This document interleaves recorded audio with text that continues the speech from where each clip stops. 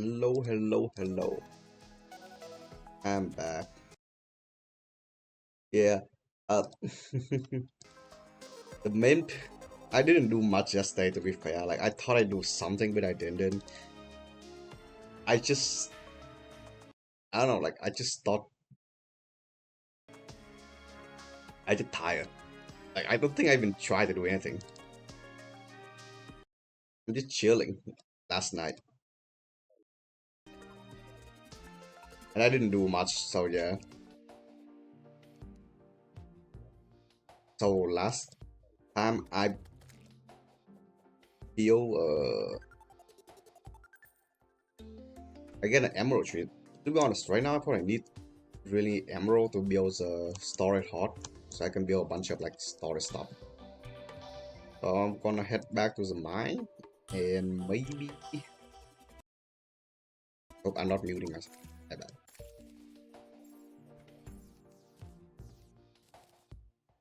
I will head back to the mine and maybe I'm gonna try to find like emerald or at least few stuff. Oh boy. Oh, I need more storage. That is so bad.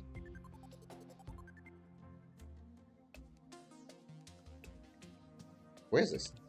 What? Oh my. But it can be so annoying if I don't have any chests. Let me see.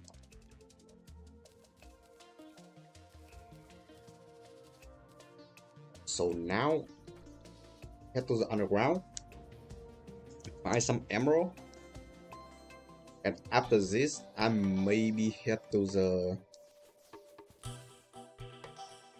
corruption biome and form the ancient settlement, which is gonna take a while. I think the next spot is Ether World.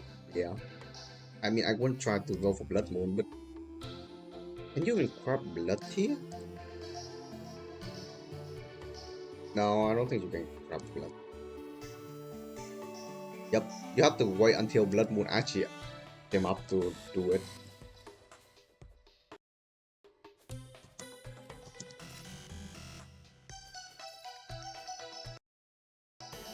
Ouch. I keep forgetting I don't have the stuff yet. I think I should get the one tree grow.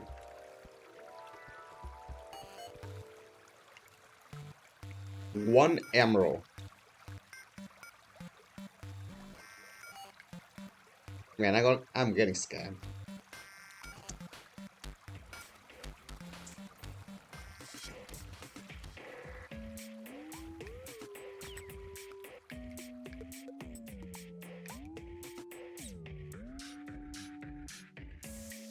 I'm actually getting scammed. So I think I'm gonna go for the right side, the left side, not right side. But I don't know what left and right is. Okay.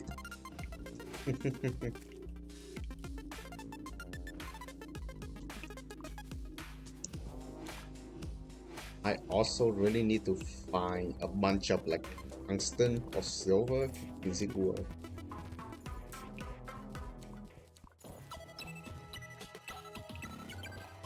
What is that sound? Oh, oh, it's a cursed enemy. Oh,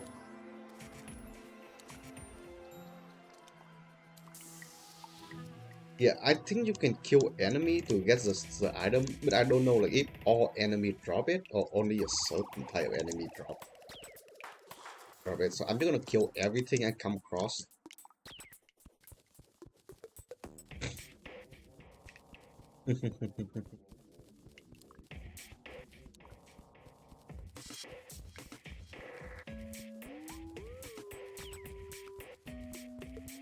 That iron? Was that also silver? Was it? I don't think I can break it. So yeah.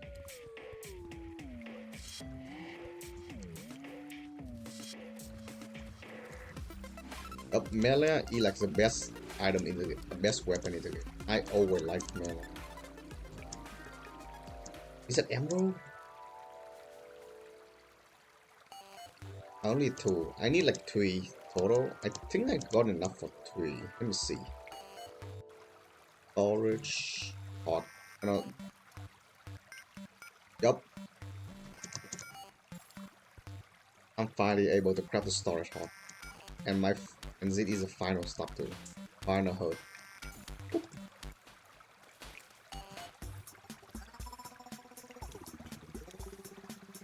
I also need a bunch of silver, tungsten, and how you want to call it.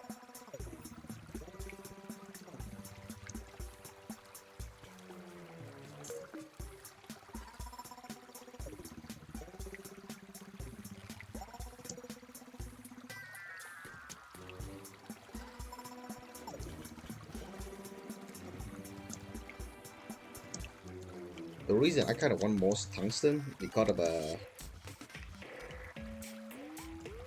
the storage thingy. You need a lot of tungsten to craft storage. You need 10 per chest. So you need like at least 100 for 10. Or 10 per chest again. Like minimum 100 tungsten more. I mean, it would be easier with spellunking potion.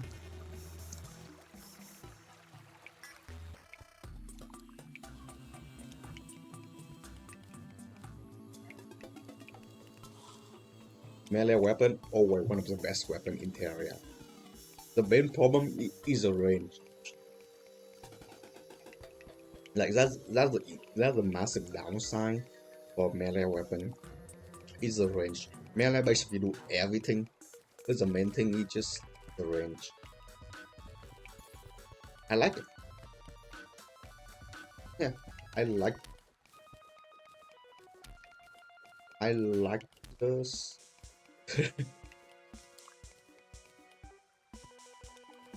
I like melee and Terraria. Like you really tanky.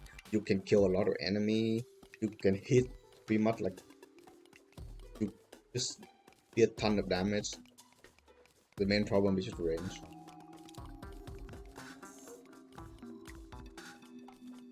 Like that how would the Terraria, how would melee and Terraria use the ass roll there. So that's why if you play a melee build, you always want for like massive, the massive reforce, because when you come to massive reforce, your weapon bigger. And the bigger weapon, the better. Oh, my internet dying. Oh, it's 3% only. No. That's a lot of ammo. Huge chunks.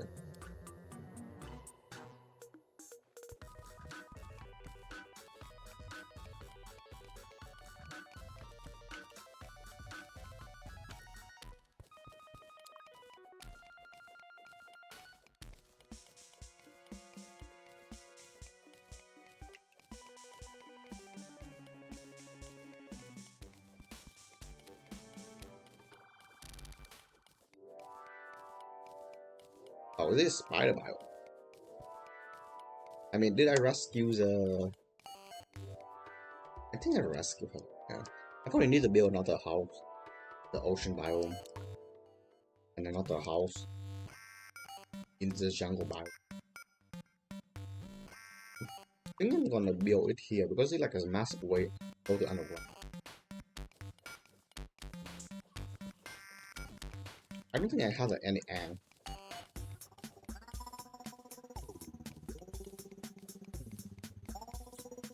Kind of funny because I haven't explored the jungle biome yet. Because I play, you know what funny? Like one of my did mod has something like this. If you play a herbalist, right? You can capture creator, and you get a little bit of the trait from the. You get trait from the creator, but not all creator. Like I only have it remaining, and I don't know what it do. For example, the squirrel gives you move speed, the bunny jump speed, the uh, scorpion poison on hit.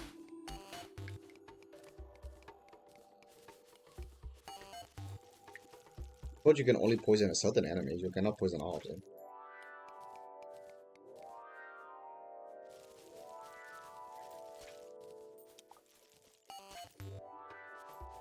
Oh, I'm safe as a hairdresser.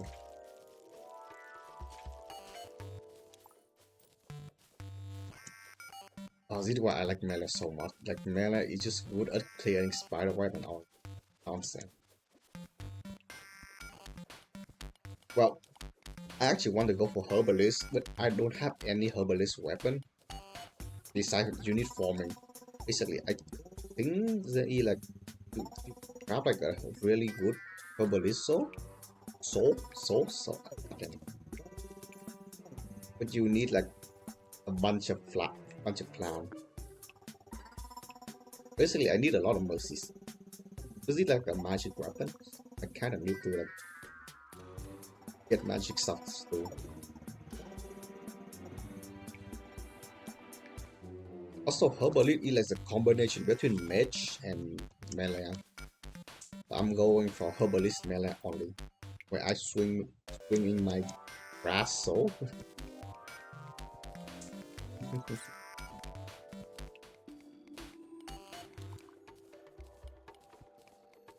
There's some really good stuff like passive healing by 3, barrier restore. Yeah, fun fact, you can make the thing. The unknown mix. So you're basically just mixing like a bunch of food together, and you can, you know, like actual herbalist making like food stuff, food item.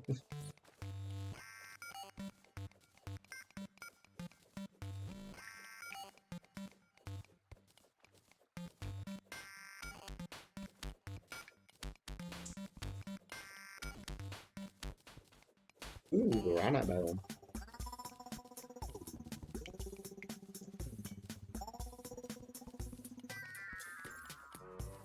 There might be something the Piranha biome. Maybe a chest.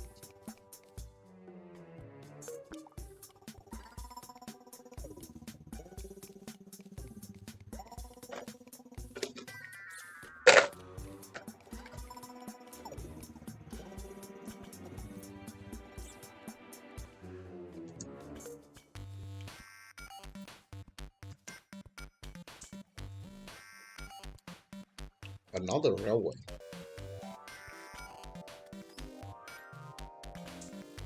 Oh, I think they a house does it. Oh no, I thought they a house. It don't look like it.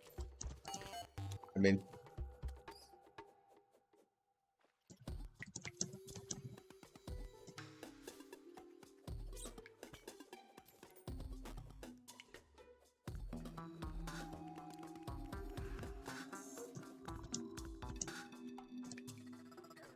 ouch.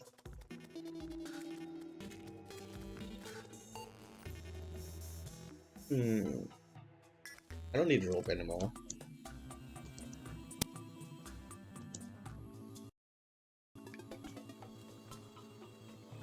Oh, I kinda want to use a spell-locking potion, but I don't. The spell-locking potion is so good to throw it away.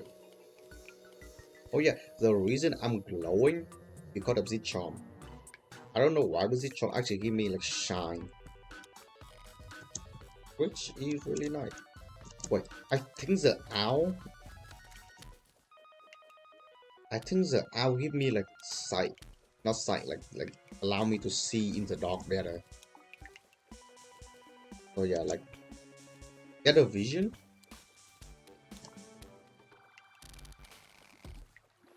I mean, that's it. I'm guessing, so I don't know. But I kind of need to keep mud block. Ooh, there yes.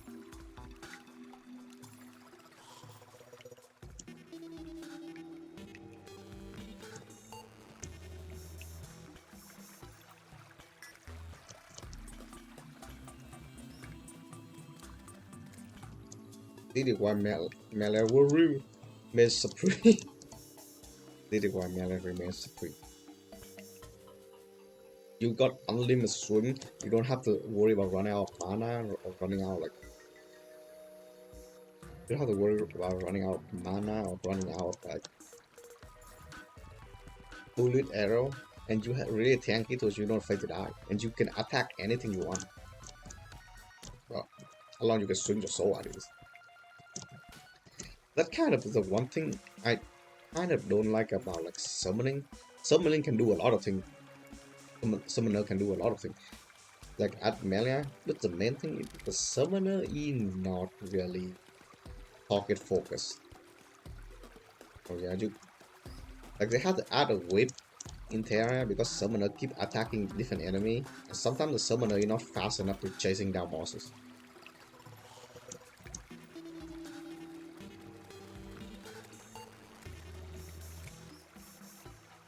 The only main downside with melee is the range. That the main problem with melee is just the range.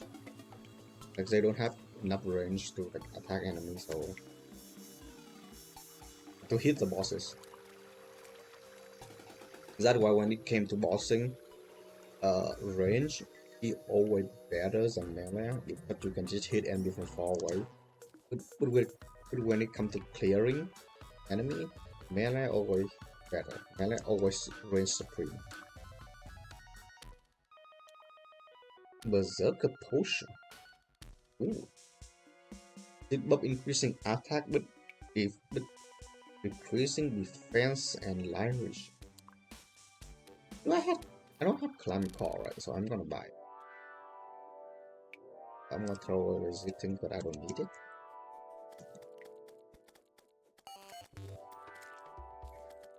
I'm gonna go full watering zit plates to them. Full defense. Ooh, not.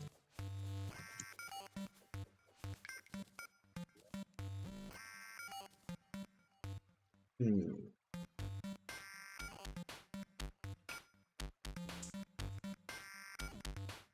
I don't know what's that. Oh wait. Uh. Oh my god, my store is so cluttered. I kind of need a crit of blood. I don't need it.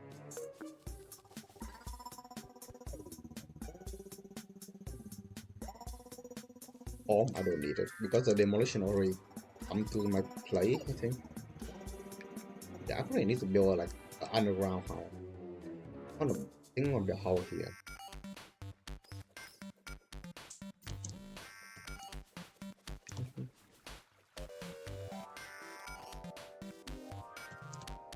Yep, I see a lot of toe. I got so many towpaths. God damn it, that trap.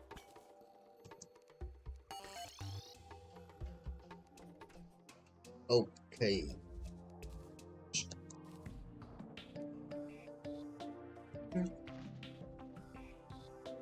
Wow, look at the clowns again, like eyeball clown. It's so cool. This is a twin. Is a twin pretend to be like a clown in the morning. They don't die.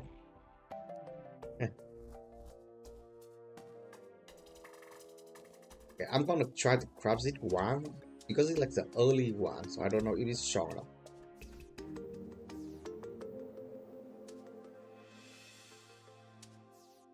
It look cool though.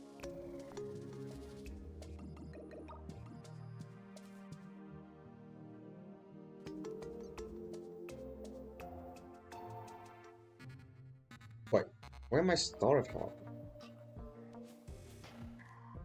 When do I need a lot of silver to even craft starter heart? Maybe I don't have any diamond. Oh, I got diamond. Hold on. They another type diamond. Shadow crystal. Or shadow diamond. Yep. Starter heart. Got it. And now I need a bunch of chests.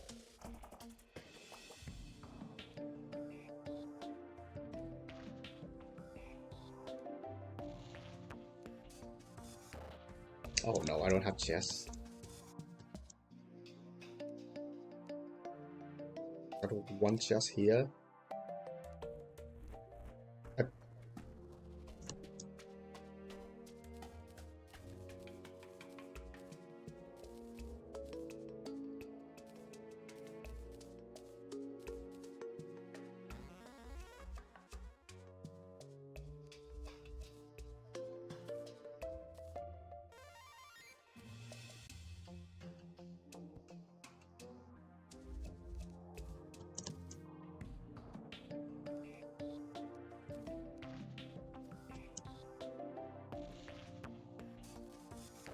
Man, I'm so glad.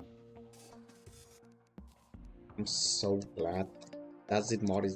That's the magic story module thing. But I'm swear I'm never gonna like my check gonna run out so fast because of my behavior.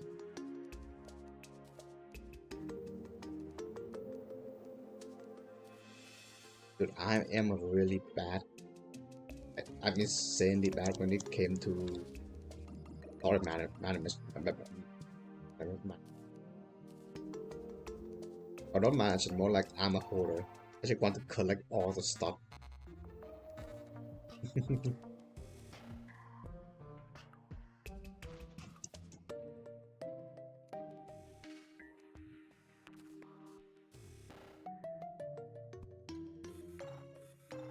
Yo, can you move the slab?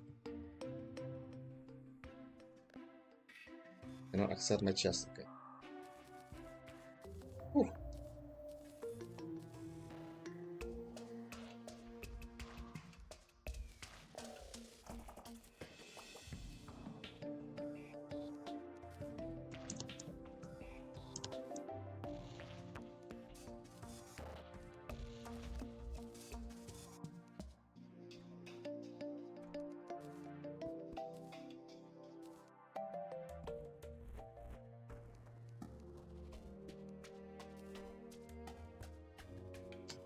Where? I don't have any silk. Oh no no, it don't. It knows that I don't have silk. I don't have chest. Oops. Also, 80 chests. Oh my god, this takes so goddamn good. Like, imagine I don't have magic storage.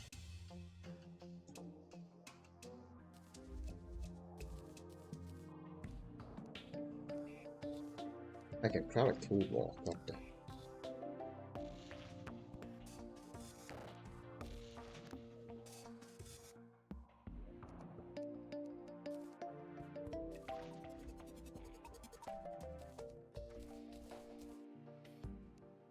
I don't need imagine. I just run out of storage faster than anything.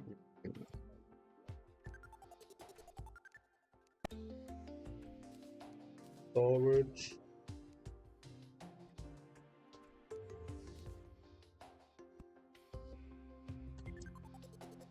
Random silver. I I don't have enough silver.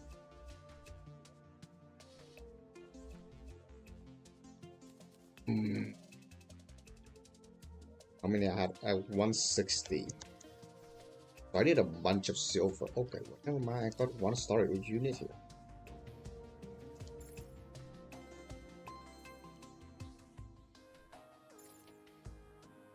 Actually, not done yet because I'm planning to make like a witch cauldron right below my house. Basically, I kind of want to make how does it think like a herbalist house underground. So yeah, uh, underground where I just basically able to craft everything.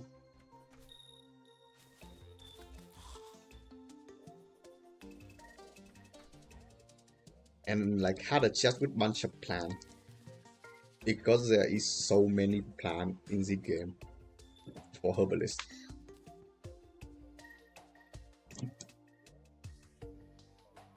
Okay, so I got six. Got one, two, three, four. I need seven. I need one more. I need iron bar.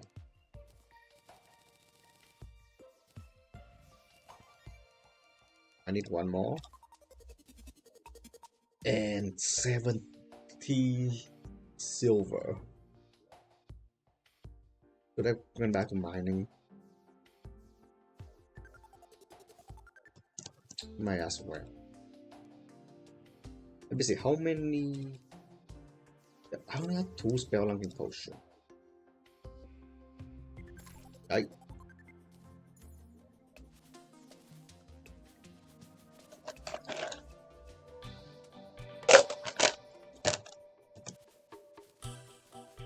had a wizard blood moon. Yep, is it?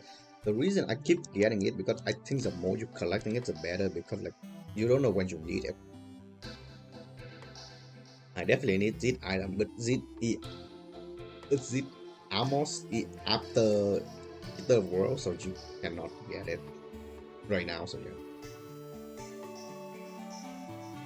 Ooh, alcohol, 1 minute duration. Restore 15 gain rapid healing, 2 minute duration.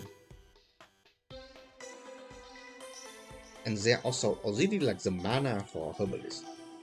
Or it's still requiring stuff.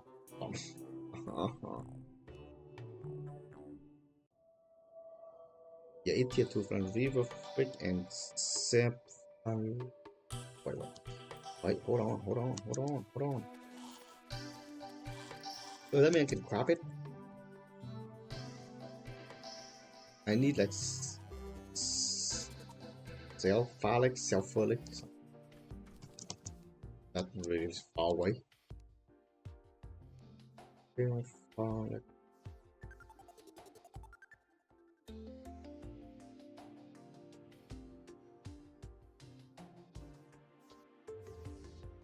Yeah, I thought the herbalist back would good, but no, they doesn't work like all. They work differently,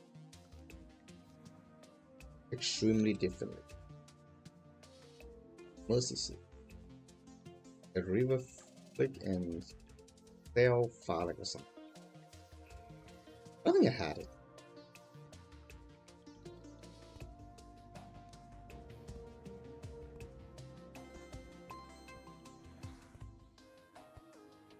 It look like a pie.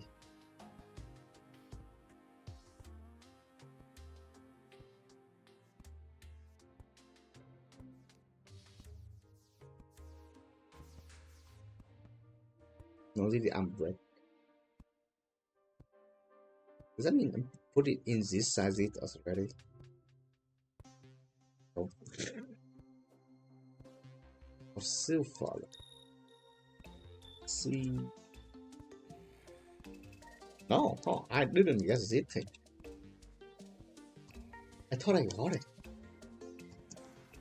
Not a lot of falling star. You know, may as well getting like my mana ups. Like the more mana I have, if the maybe I'm gonna switch to like a mage halfway through.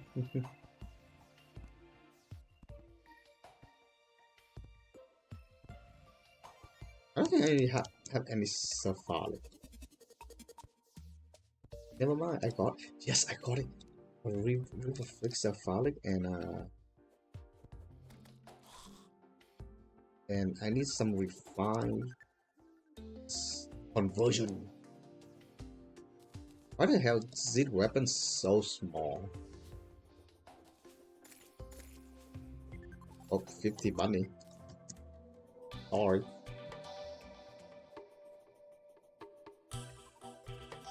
$29 damage.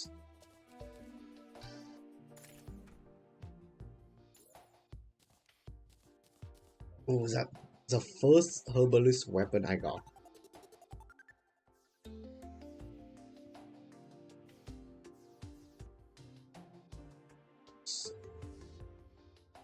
Now, I did a different one. I want to get glove. The main problem with glove is that you need it. Mercy seed.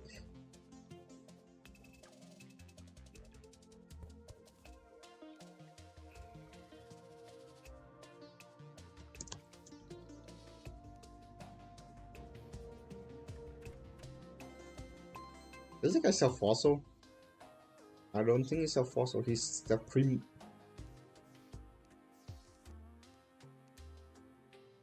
Nope, he doesn't sell fossil. Yeah, because I kind of want to upgrade the wood enchantment.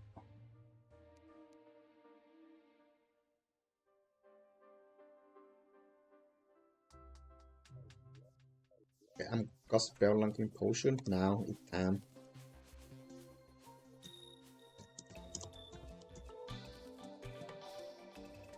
I still like this sword. We got it big, it massive.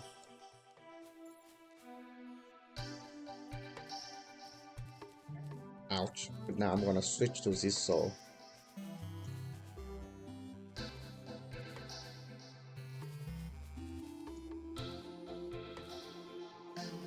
Oh boy.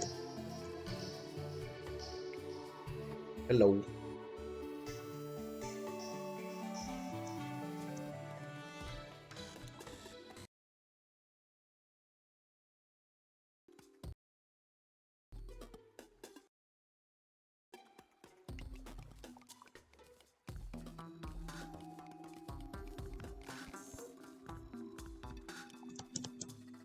I need a lot of silver. The crap. It's a I forgot what it's called. To craft the magic storage.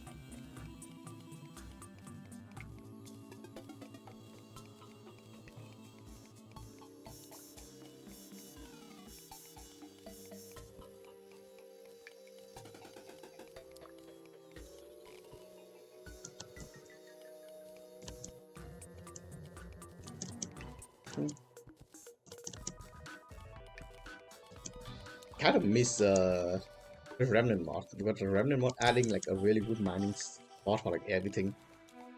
Now, oh, it's so bad. Well, at least I got my first herbalist weapon. The main problem is it kind of sucks. The range is way too short.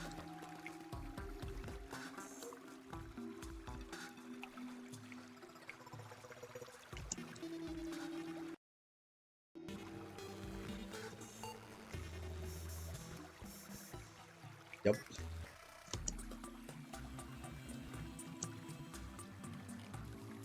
So right now, to progress, I need to kill Ether World, and then I can mine like a few. All I cannot mine. The main problem is I think I could potentially kill Ether World, but it's gonna be really hard. Because like my weapon is kind of because my ammo kind of bad, so I need to farm for the Shadow Mail.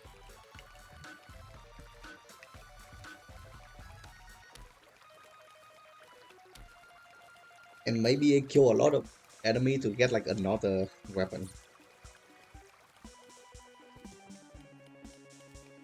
So this mod is basically me going around killing enemy, which is really nice because I don't like mining that much.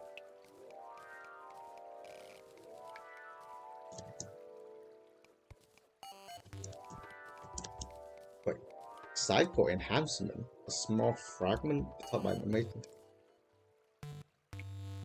things just randomly appear. A cycle enhancement. Does that mean I went crazy?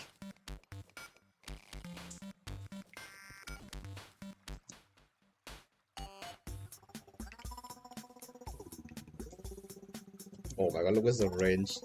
Weapons so short.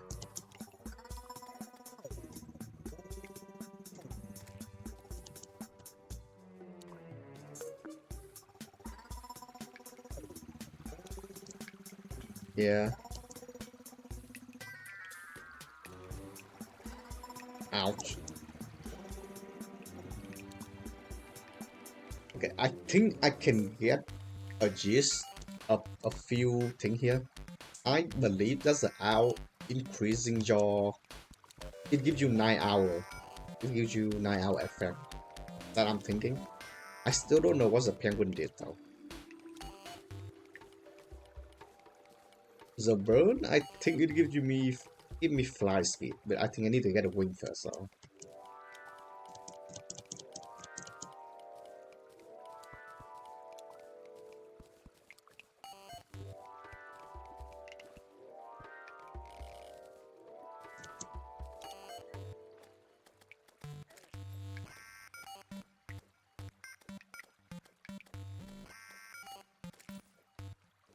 I still like this soul more. Oh my god.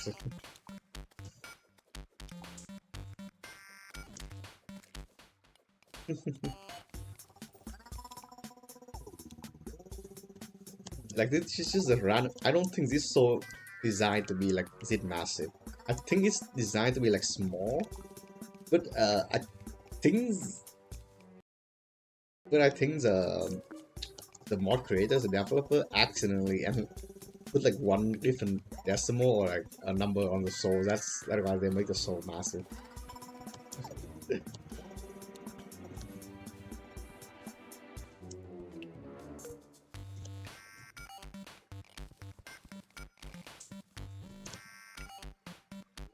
how many silver do I have now? At 115. And how many silver do I need to craft one ball? I need 4. Okay, this should be enough.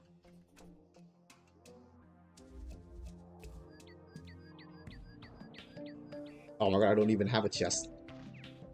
God damn it.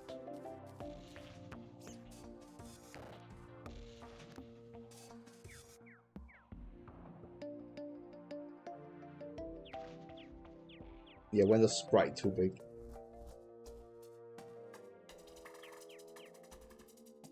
Wait. Okay, I thought I don't have anything to craft the chest. I've been mining a bunch and I don't have anything to craft a chest. It's gonna be so annoying. Tungsten.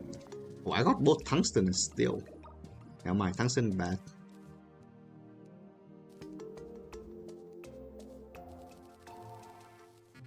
Oh, is that not enough? 1, 2, 3.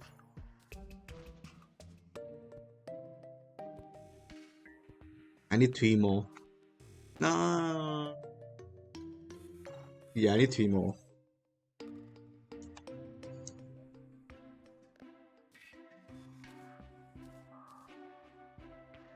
I think this should be enough. Like I definitely doesn't need to like a more, but I'm just gonna. Let me test out. Oh my god, there's so many items.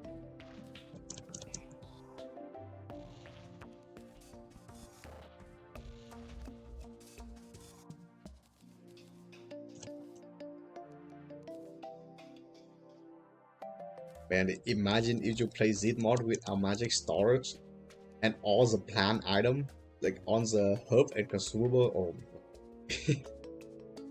all the herb and consumable is gonna be so annoying with you to shut out. So yeah.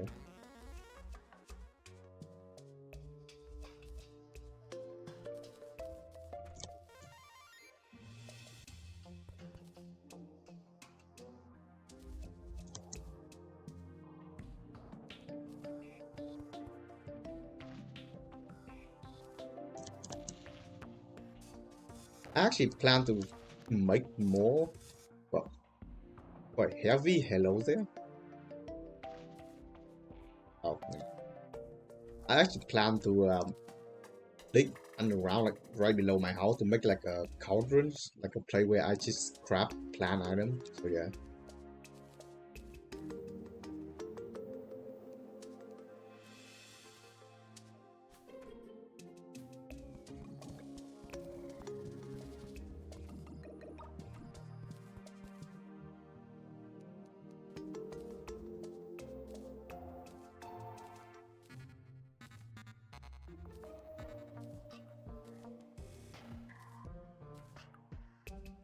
Ooh,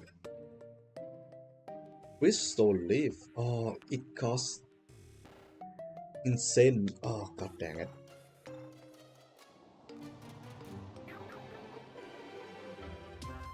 Dude, I just sometimes I just want to put all the plant inside of the of a zit, so I can just craft stuff. But man, I just don't know.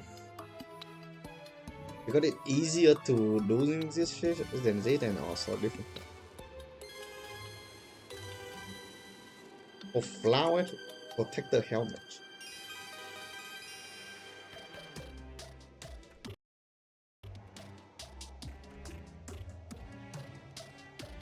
Do I have any gravity potion?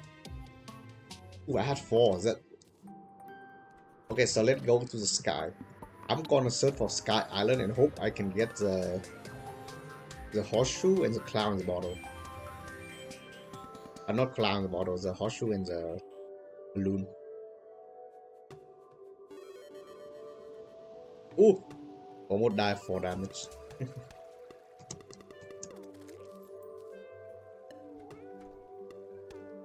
Got it. First try, baby. Ooh, another island. Basically, in Zip mod, I'm doing a a melee only, but also like herbalist only. The thing with the herbalist card that I checked, there are two different type of herbalist. You can go for melee herbalist, or you can go for magic. So I don't know like what is better. But I could try it out to see like if the melee better or magic better. But I'm lean toward melee. Melee or melee. I don't know how to pronounce it. Damn word English is. Ooh.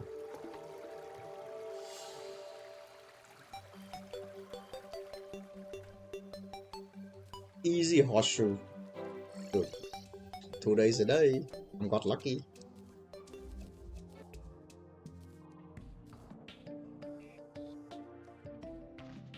Down the bottle and blue horseshoe. Yeah.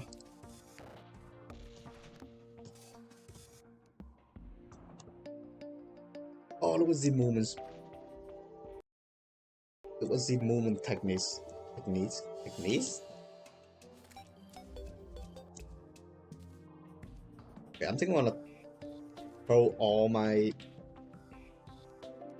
stuff in here. Because back I don't need the bag anymore. The bag early game fine, but I don't need the bag now. Okay, so what do I do next? I think building houses for NPC because my NPC are basically like everywhere now.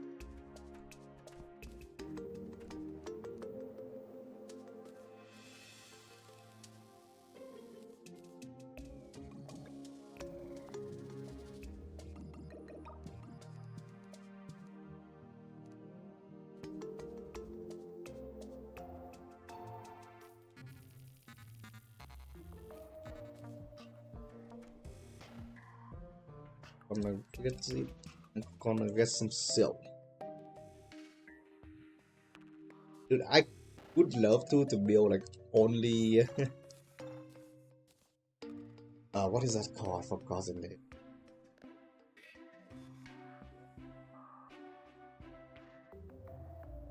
I would love to build like only stuff and not only stuff. Conversion? I think I got a conversion. I would love to build like only box like Yellow House for NPC, but I cannot. I don't know why. I just kind of want to build houses there. Low? But good.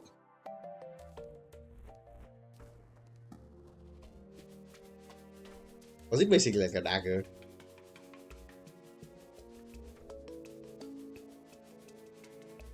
Because it snaps so fast, it looks so funny.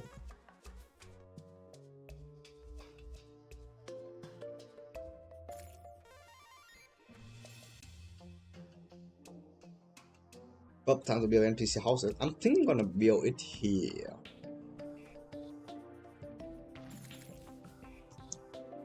Can you? Yeah. I mean, I read the chat, so.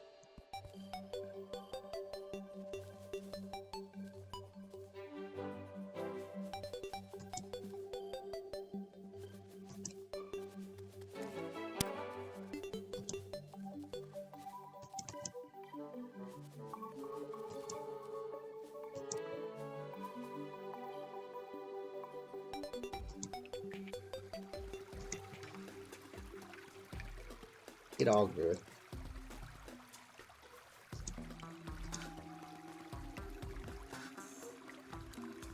Just chilling here.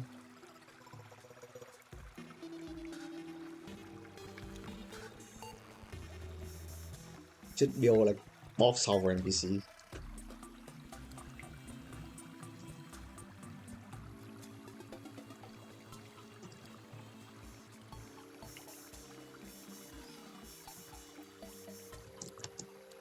So far, the mod kind of good. It had a lot of stuff to do, but the main thing is you have to kill a lot. Yeah, I do enjoy playing Terraria. If, if I'm not, I don't have like 3,000 hours on the game.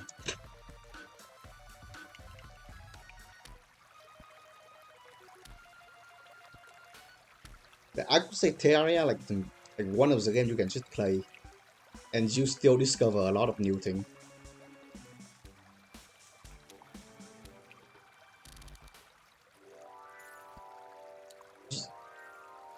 Terraria is good, but the main problem with Terraria is you kind of need like open a Wikipedia to play the game. Because there's so many stuff in the game, like if you do like a blind playthrough, it's kind of hard because you don't know what you're doing, so yeah. As you, it kind of hard to progress without like knowing anything. Yeah,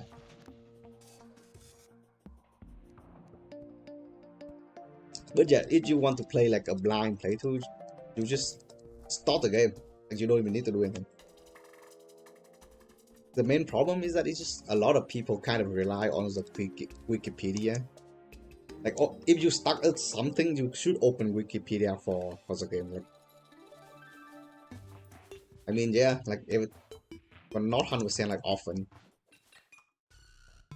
I usually stream every day from like 4 p.m. to 7 p.m. EST. So yeah.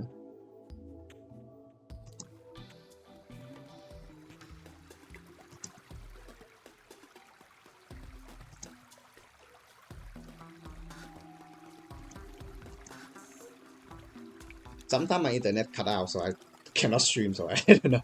It's kind of like a weird thing.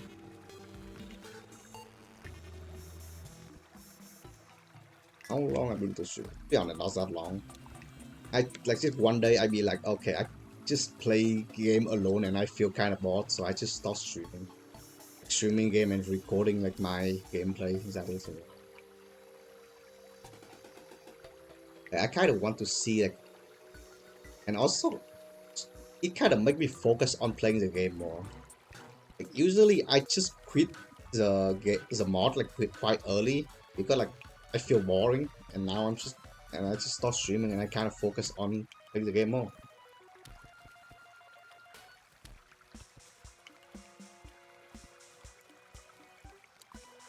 And because at least I got something to talk about.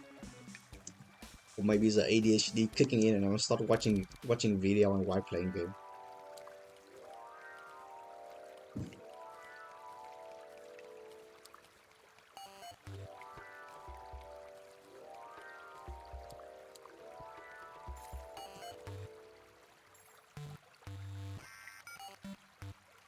It's fine, I guess. I want to the most scup stream as possible.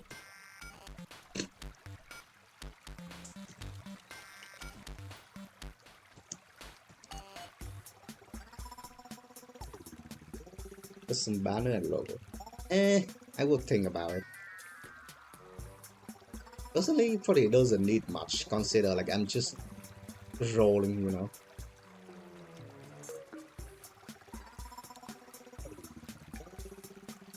I do know about Stream Elemental, so I kind of like playing around with it a little bit, so I don't know.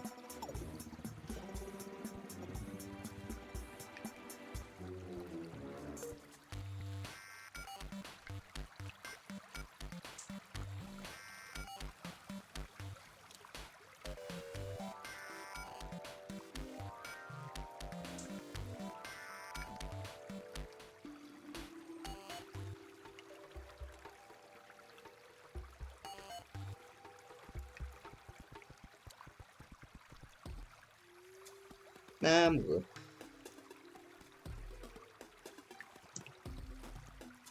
I think if you want to advertising like your work, you should focus on like a bigger channel. Like I'm way too small to do anything, to be honest. Like I'm literally just start streaming last month. Like I don't think it even good it for me to do anything.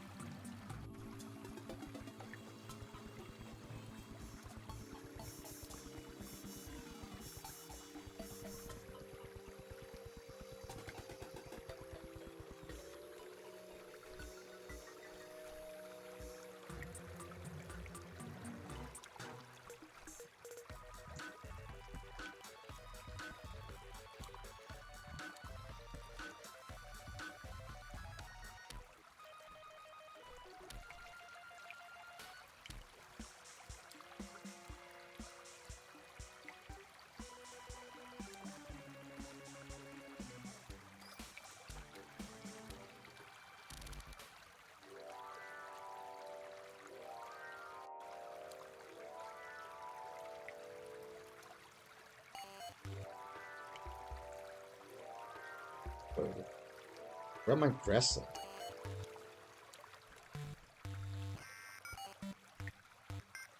Ooh, Cephalid. Okay, Z-Thing.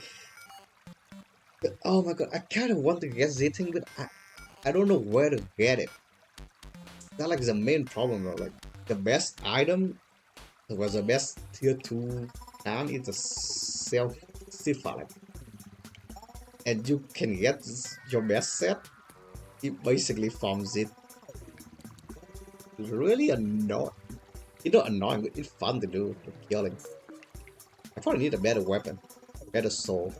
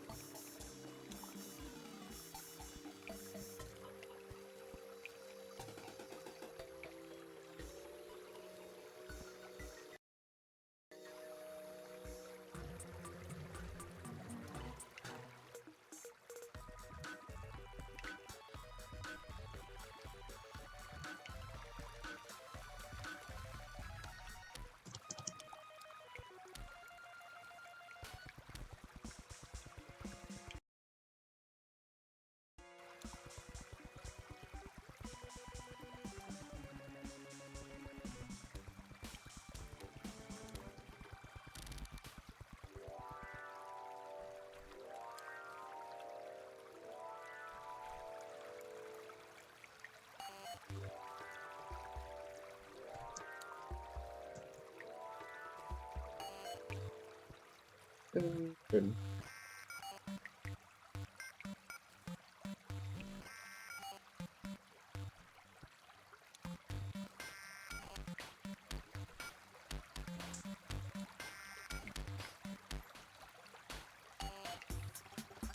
Oh.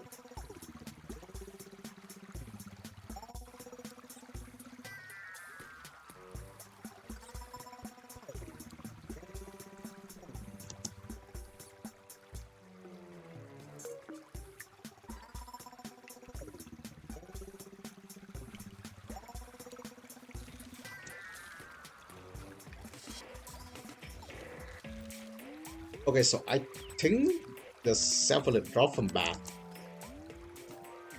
Yup, Z-Thing drop from where's this? Huh? Did my eye tricks me? I did up a bunch of self. I don't know how to pronounce it. Damn thing.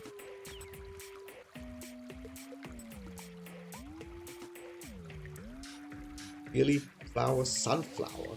Yeah, they think it also like a material to craft two companion. I don't think I got anything yet. I mean, crafting Z is quite cool too, like rapidly healing and 2 minute duration. So is that 2 minute duration gonna increasing my healing? Hmm.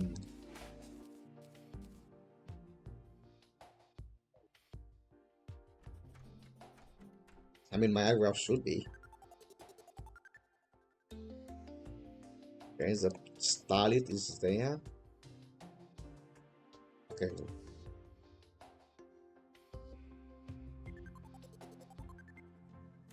I, God dang it, I don't know how to gravitate the NPC. Okay, so I don't need the witch NPCs, so I'm gonna all three of them getting here. Dryad will stay in here.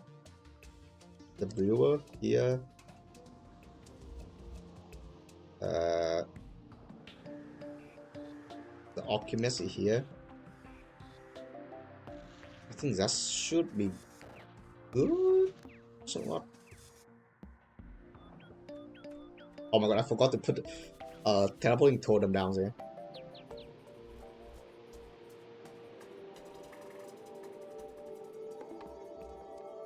Yeah, look at all the buff. All the normal creature buff.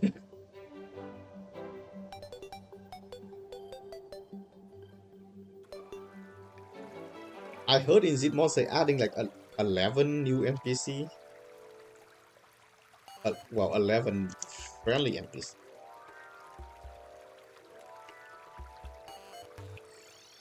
But at this point, I don't know like if it's true or not. It's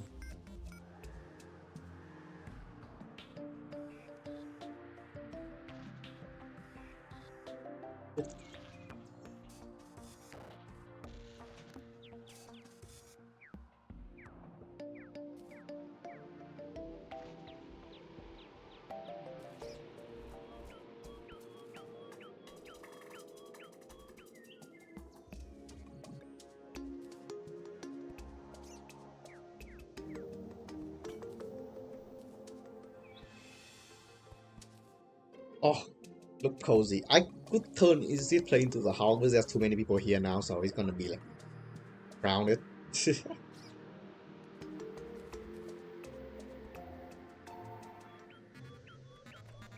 Did I forgot to put the pylon in the underground again? God dang it. I just had to the underground to put the goddamn demolition in there and I forgot to put the pylon.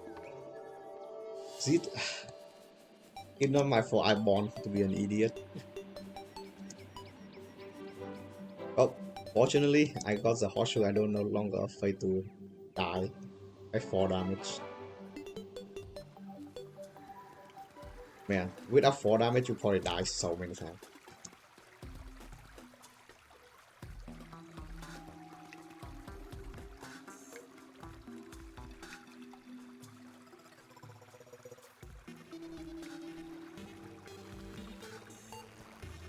You know what's funny? I believe that the 4 damage killed more people in Terraria than bosses. I got that's like one of my belief. 4 damage is a 4 damage or trap. Kill more people in Terraria than than the game.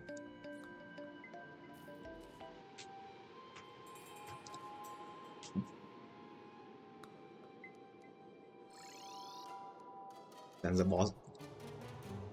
Like nobody.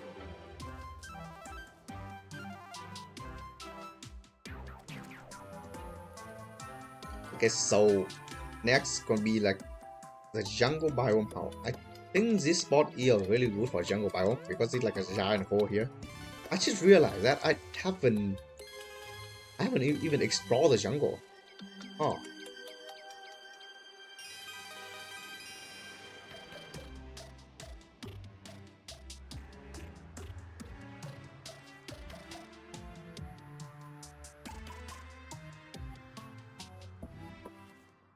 who would have guessed? I never haven't explored the jungle.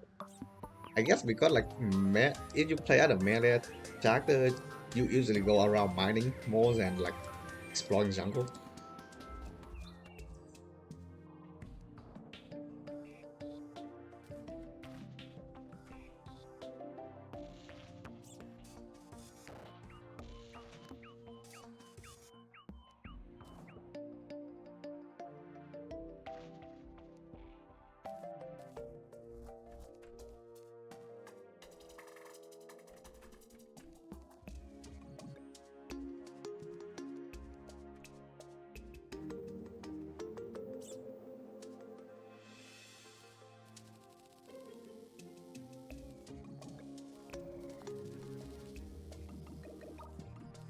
Let me see. I may need a build, maybe need to build like a snow biome process. It's probably not bad because the snow biome does quite close to the dungeon, and maybe like a sea ocean biome house.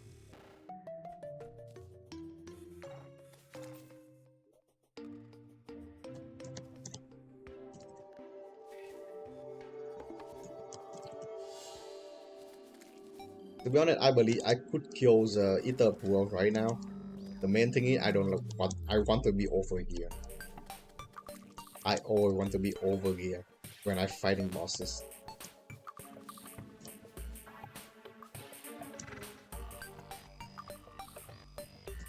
It's not a bad thing to do to be over here when fighting bosses because some of the bosses is really annoying to fight. Especially Pantera. Like that boss is I don't know why. Like, it's just really annoying. What is this? Lost chest, another chest. It is chest number 3. Need a bunch of like 12 chests, I believe.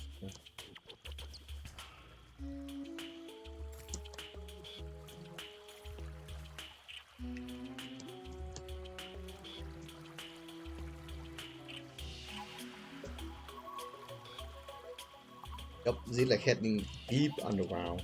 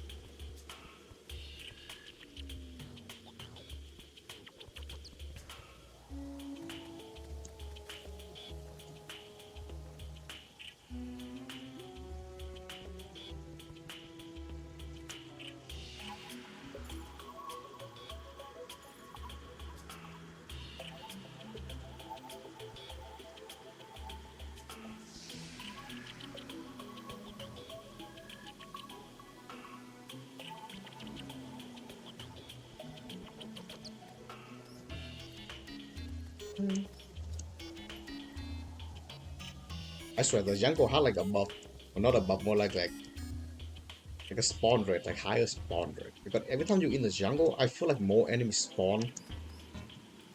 Like the spawn rate is higher than like is a different biome.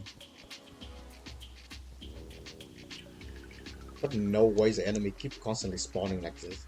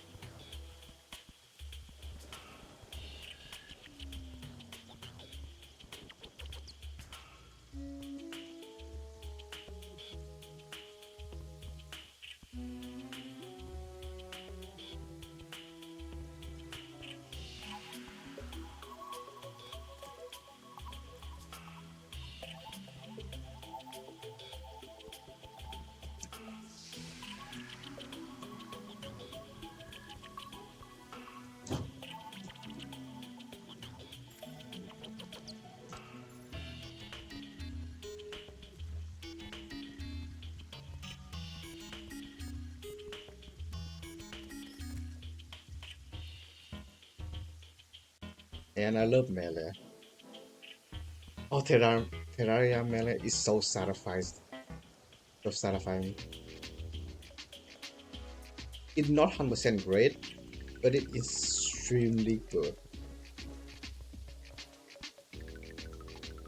I think you can pretty much do anything at a melee when you play Terraria. At a play at a melee only. The main problem is that you kind of has short range because you melee. You need to stay really close to the enemy so you can get damage.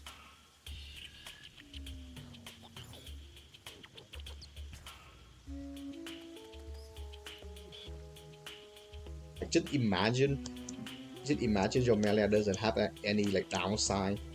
Oh, you can basically out damage everything.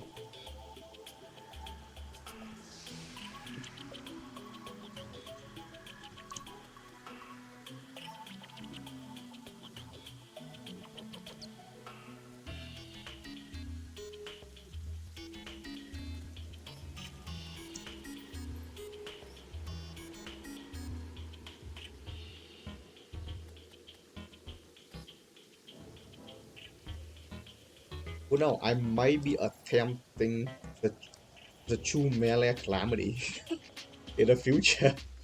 Oh, they're gonna be so bad. But I'm all here for it. I'm here to suffer. Oh, Fry. I forgot the map actually dropped Fry.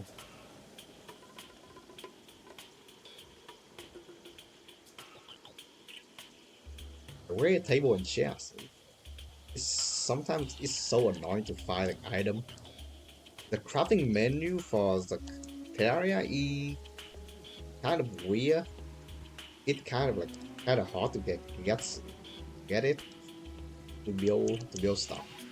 Because like if you have too many stuff in your inventory, you kind of need to searching like where you need to map to what item you need to build. So yeah.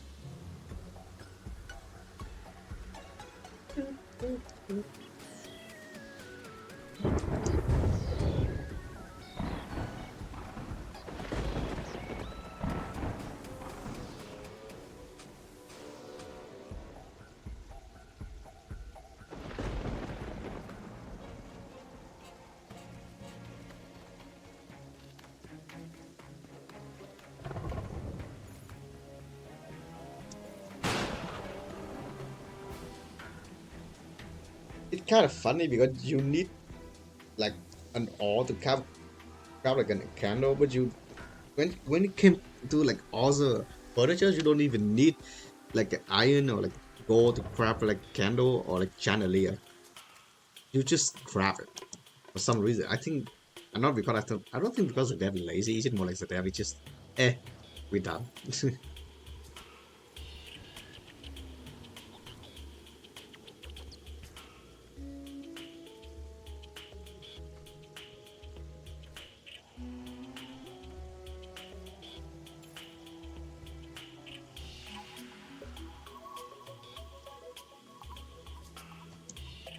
Yeah, I should have really go for like upstream building stuff. Ah, but yesterday I just too lazy. I just have dinner and I'm just chills. And I'd be like, yeah, maybe I should play Terraria, but I'm just stopped.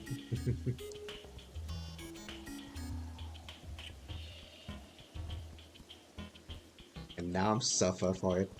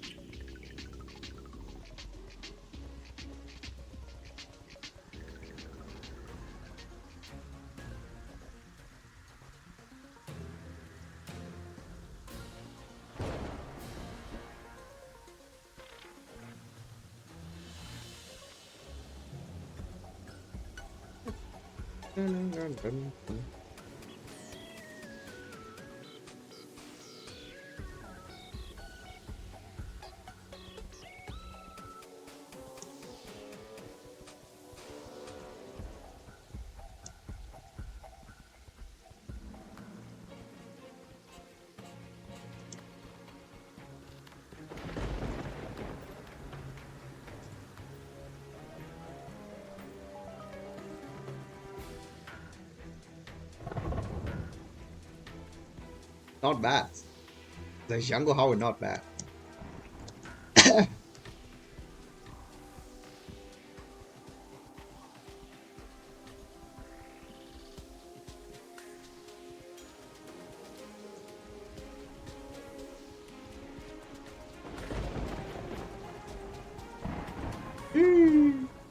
Quite cozy.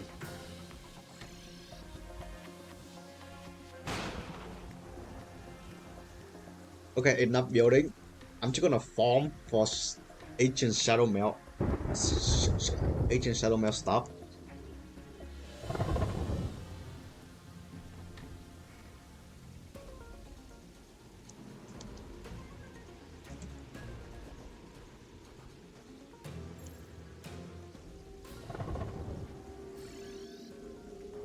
Before that.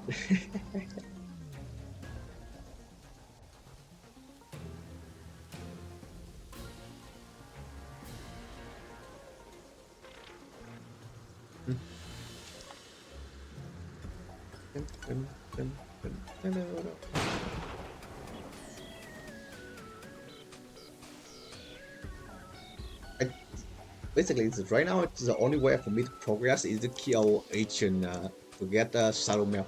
I could potentially do something with it. I could potentially kill Ether World, but I don't think it enough for me.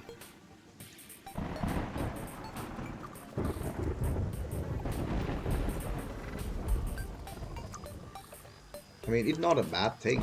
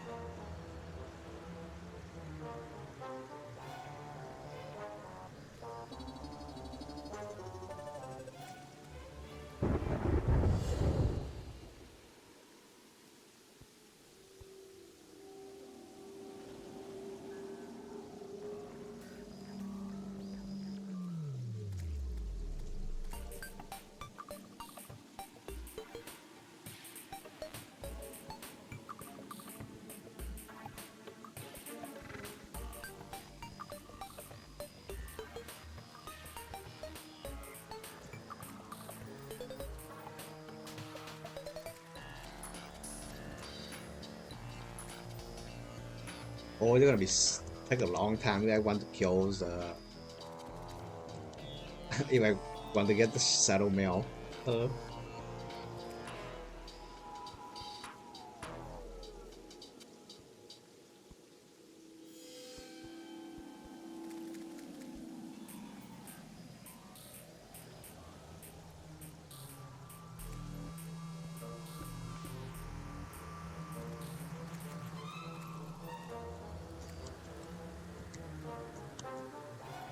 I think they a luck potion. That I don't know if it's a luck potion that's increasing my luck to or drop rate or something. Could be. Maybe not. I don't know. I don't know how like my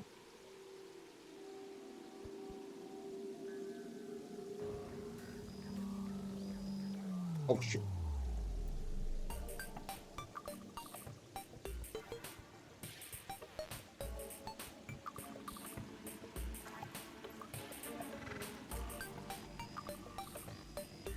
Okay, let's watch something on this side. Oof. Then I don't know if I can watch something on this side before like my brain stuff explode.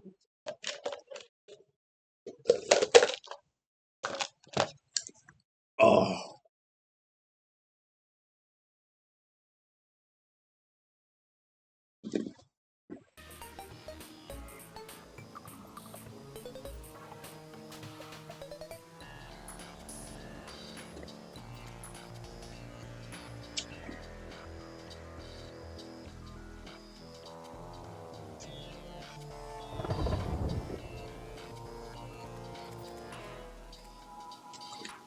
Oh, girl.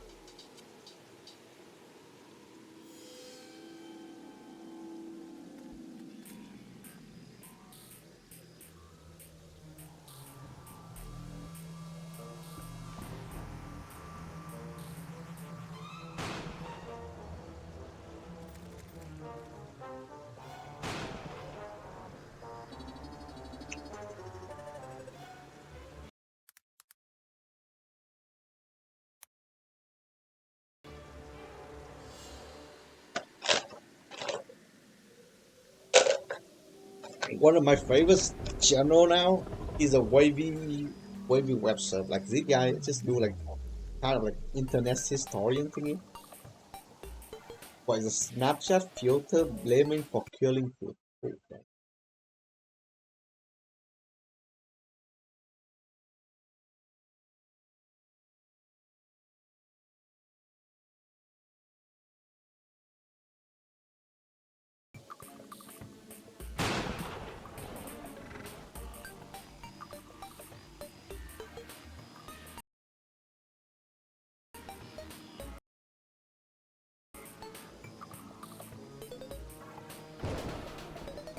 It's a simple filter and Oh, 1 second.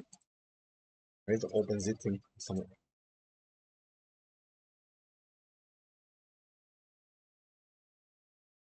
I had the pre-watching thing because it kind of like making a red dot on it. So yeah. concept. Using GPS, the speed filter roughly detected your current speed and displayed it over the photo or video that was being taken by the user. A What? seemingly innocuous little gimmick. I think I know what is this thing does. I think some people crash the car and well, pretty much like kill someone and end their own life. And yeah, Snapchat filter kind of weird. Some of them I understandable, but it kind of like showing off.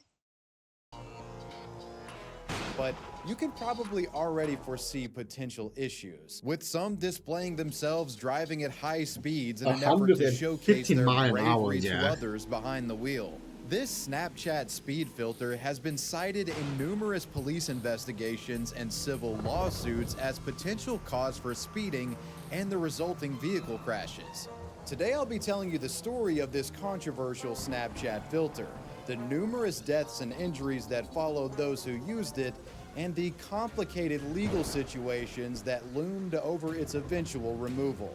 A Georgia teen has been charged with a felony after a passenger said she caused a wreck because she was using Snapchat. The first instance of the speed filter being Okay, I believe that you like a law against driving and texting.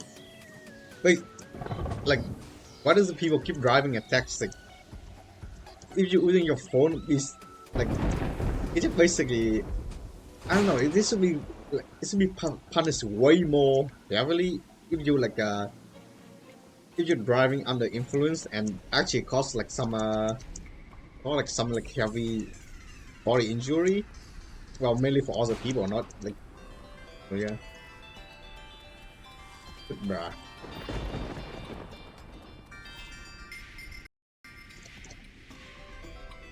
cited as a potential cause of a serious crash occurred back in 2015. It was a crash that left the driver injured and another motorist with permanent debilitating brain damage. On the night of September 10, 2015, a 19-year-old Georgia woman named Crystal McGee was driving with 3 of her friends when she opened the Snapchat app and allegedly began tracking her speed using the filter. It was reported by a passenger that Crystal verbally stated her goal was to reach 100 miles per hour so she could snap a photo and show it off to followers. In short time, she would accomplish this goal and even surpassed it, reaching a speed of 113 on the speed filter per passenger testimony. But as she was about to post the photo, distracted by the app, she failed to notice that there was an incoming Mitsubishi sedan, driven by an Uber driver named Wentworth Maynard, and she was headed straight for the guy. The passengers were the first to see Wentworth's car, but had no time to react before Crystal's vehicle had just smashed into it. Luckily for Crystal and her friends, they only suffered minor injuries. Crystal posted to Snapchat following the crash, documenting the aftermath, stating that she was lucky to be alive in one of her Snap stories. However, Wentworth Yeah, Maynard, unless he the caused Uber someone. driver, would not be so fortunate. This seriously injured man spent multiple weeks in a coma and suffered permanent brain damage from the accident, resulting in 1% debilitating to not lifelong die. trauma. And Going forward, the man would have to be tended to by caretakers and could no longer function in day-to-day life independently. Maynard's wife would comment on the man's status after the traumatic crash, saying, quote, Wentworth would get up on his own, make his breakfast, go to work, and cook dinner. Now he's so tired he falls asleep in his wheelchair during the day. We used to sit on the sofa and watch TV in the evening, and Wentworth would hug me. Now he can't do that anymore. Considering the impact Crystal's collision had caused on this innocent man's life, it likely comes at no surprise to you that criminal investigations yeah, and lawsuits arose regarding this wreck. Crystal was of course targeted by these, but interestingly, the Maynard family put Snapchat in the hot seat as well, filing a lawsuit against both Crystal and the phone app, claiming negligence and hardship, marking the first time Snapchat speed. I don't think Snapchat should be like to be held accountable. Is it like a person doing what they did? What the Snapchat did? It just showing like the filter.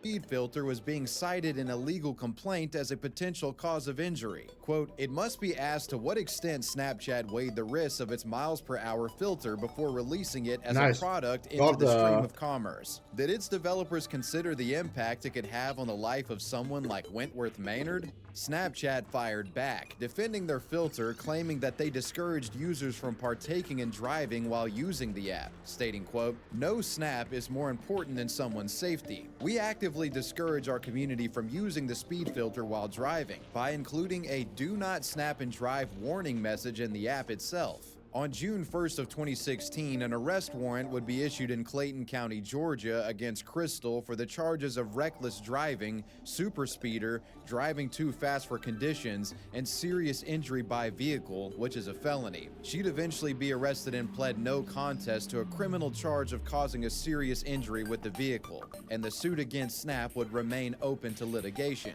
As for Snapchat, they would soon find themselves facing a rising amount of bad publicity regarding their little speed filter.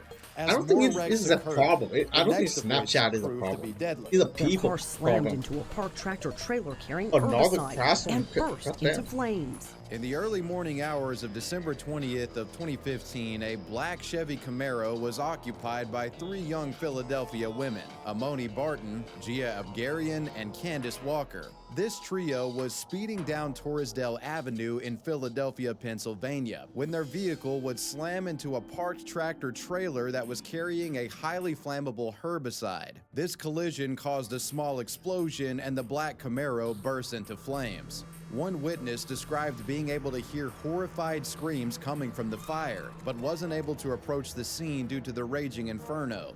All of the passengers of the black Camaro died in this fiery wreck, most likely burned alive. Initial What the investigations seemed to suggest it was simply a high-speed joyride gone wrong. But in the months following the wreck, information would come forward, with some close to the crash victims suggesting that there was far more to the story. These individuals would levy allegations at Snapchat and their speed filter, attributing it as a contributing factor to the crash. In the wake of the crash, local Philly news agency ABC Action News would take statements from friends and family members of those in the crash in an effort to piece together what led to it. Some of those who talked to the news suggested the Snapchat speed filter may have been a factor at play here. Those close to Gia Abgarian claim to have witnessed several Snapchat posts on the app documenting her and her friend's whereabouts on the night of the crash. Quote, she was a big fan of Snapchat. She would go on and check in from where she was at, said Gia's uncle, Jimmy Abgarian. The uncle also commented, apparently it showed them at a bar earlier in the day, then it showed them at a house party. He also makes a comment regarding what he believed to be the girl's final snap, which according to him, quote, allegedly showed them in a car holding up how fast they were going. I believe the mileage was about 73, they said, and could have gotten more, unquote. Keep in mind the speed limit on Torresdale Avenue in Philly, where this wreck occurred, is 30 miles per hour in some places. So 73 miles per hour is dangerously fast if that's where they were doing this. The uncle also shared with Action News some surveillance footage that he managed to obtain, which showcased the teens in the speeding vehicle shortly What the before the fuck? crash. Oh, that's If what the insane, uncle and yeah. corroborating witnesses said was true, the Philly women were documenting their speed via the Snapchat filter around the time of the collision.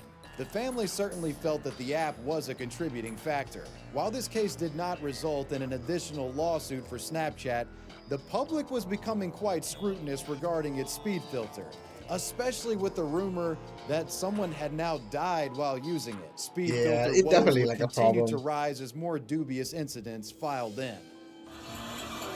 The Florida crash, like 1 year later, and people still doing Exclusive it. new video showing a young couple speeding to their deaths. Let's fast forward about a year from our previous case. On October 26, 2016, in Tampa, Florida, 22-year-old Pablo Cortez III was driving with his 19-year-old friend Jolie Bartolome in a Volkswagen Golf, as witnesses reported that the vehicle was speeding westbound on Dr. Martin Luther King Boulevard. Some believe that they were participating in a street race. Suddenly, at around 9:47 p.m., Pablo apparently lost control of his vehicle as they crossed the median into the other lane and collided head-on with a Toyota minivan. After the impact, both vehicles caught fire and the VW spun around and slammed into two other cars. Both Jolie and Pablo were killed.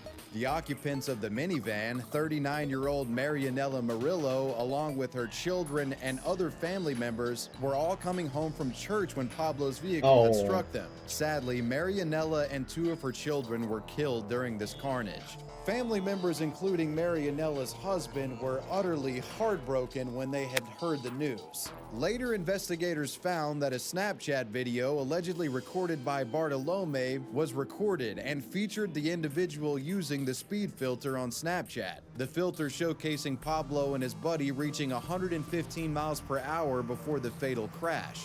This certainly seemed like it could have been a case of a user engaging with the Snapchat speed filter gone wrong. Definitely. On the scene, witnesses that reported seeing the vehicle participate in a street race were never confirmed, and authorities believe that the Snapchat filter could have been to blame for the tragedy. Now we move forward to an infamous crash that occurred in Wisconsin that took the lives of a few young men. Investigators say speed was a factor when the vehicle the young men were driving in slammed into a Dude, tree. like 3 year apart. A few No, not months 3 year, later, like on 1 May year 28th each. of 2017, two 17-year-olds, Hunter Morby and Jason Davis, along with 20-year-old Landon Brown, were driving through Walworth County in Wisconsin on Cranberry Road. While on this ride, driver Jason Davis lost control of his vehicle and smashed into a tree, their car bursting into flames, killing all three occupants. The local community was devastated by the news. These three young men had their entire lives ahead of them, lives that were cut short by ill-advised speeding. With that being said, authorities believe there could be more to the story than just youthful recklessness. While investigating what happened, authorities discovered that one or more of the boys had downloaded Snapchat prior to the accident. And at some point just before the collision, Landon Brown had allegedly used the app along with the speed filter and captured the speed at 123 miles per hour. Sometime after this, the vehicle smashed into a tree where officers believe the speed at the time of the crash this would be was good if I play a 113 gun miles per only. hour. Oh no.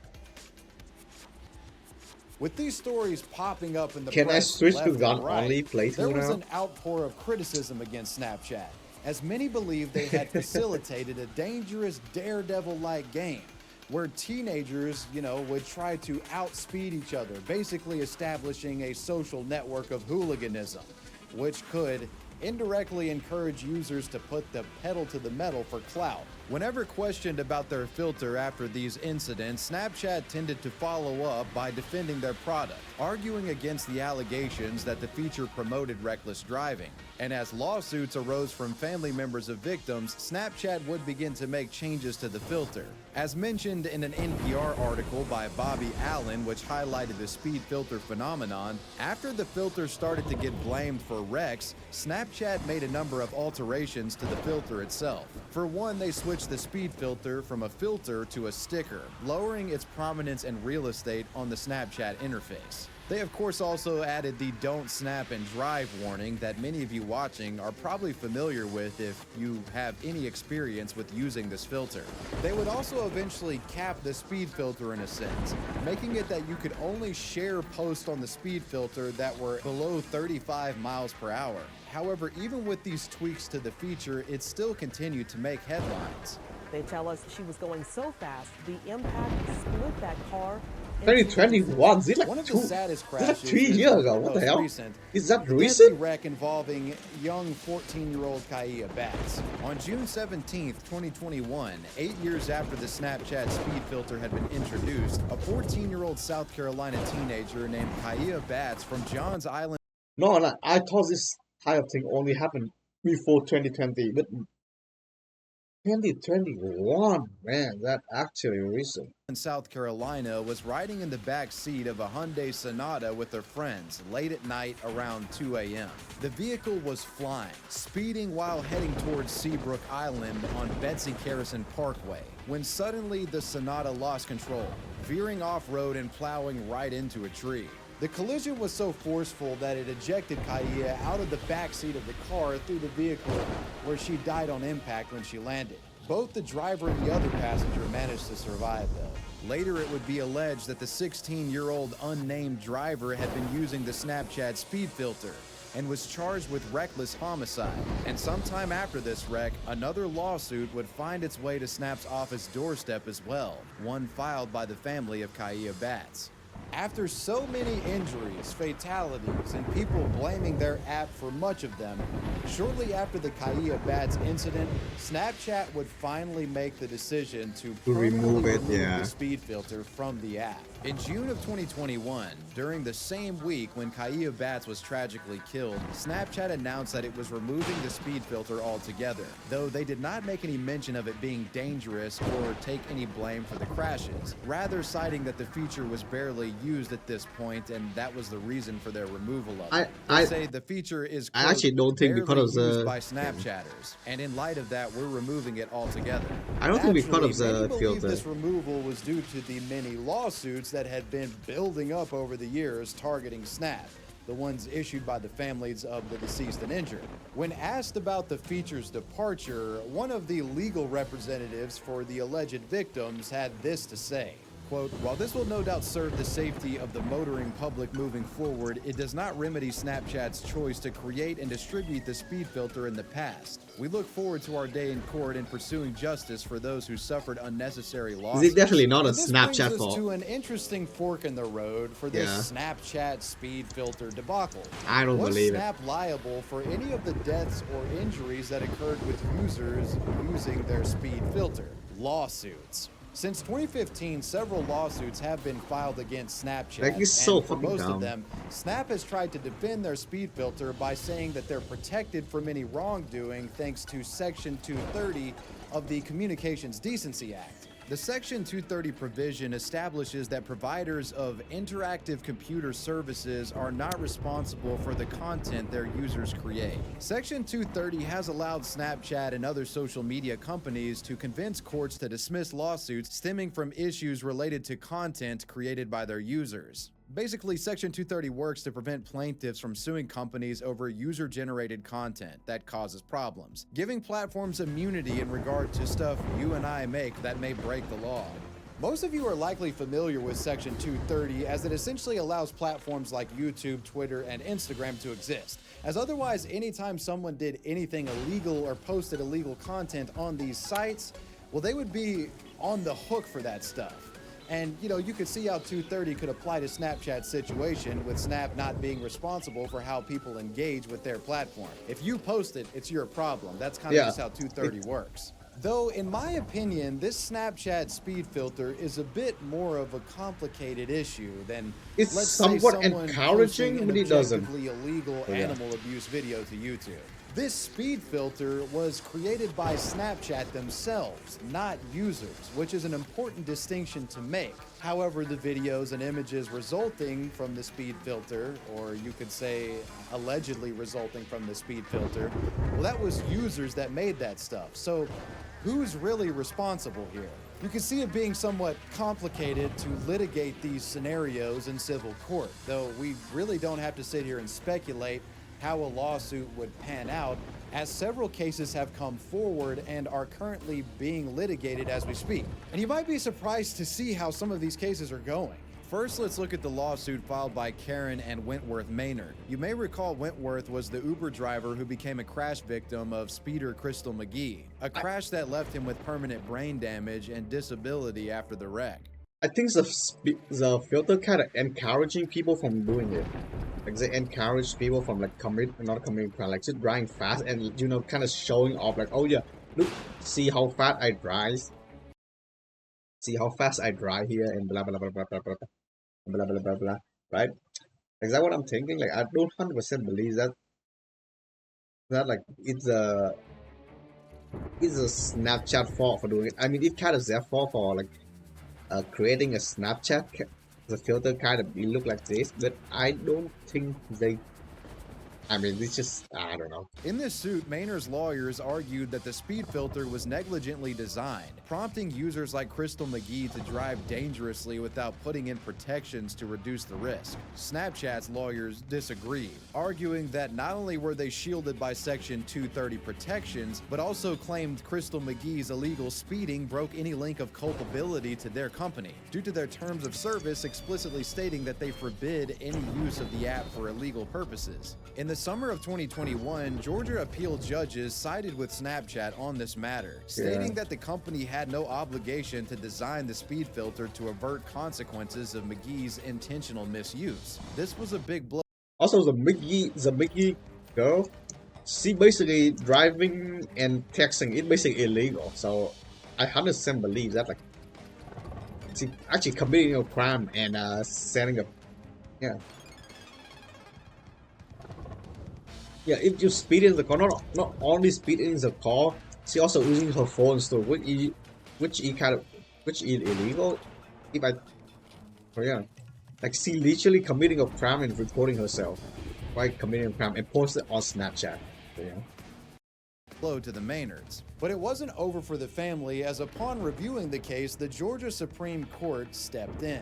In 2022, the Georgia Supreme Court would revive the case and ruled that instead of complete dismissal of the matter, Snapchat would have to face the Maynard family claims of negligence in court. According to a report from News 2 Atlanta, a Spalding County judge is specifically requesting Snapchat's CEO, Evan Spiegel, to testify regarding the filter, not only because he's in charge of Snapchat, but also because he's one of the only remaining employees who was around when the filter was introduced. Another stated reason the judge wants Spiegel to testify is because, quote, Snapchat has identified Mr. Spiegel as the only person who approved the eventual removal of the speed filter, unquote. So, in my opinion, it seems the judge feels the court should hear from Spiegel as to why exactly he felt the speed filter needed to be removed.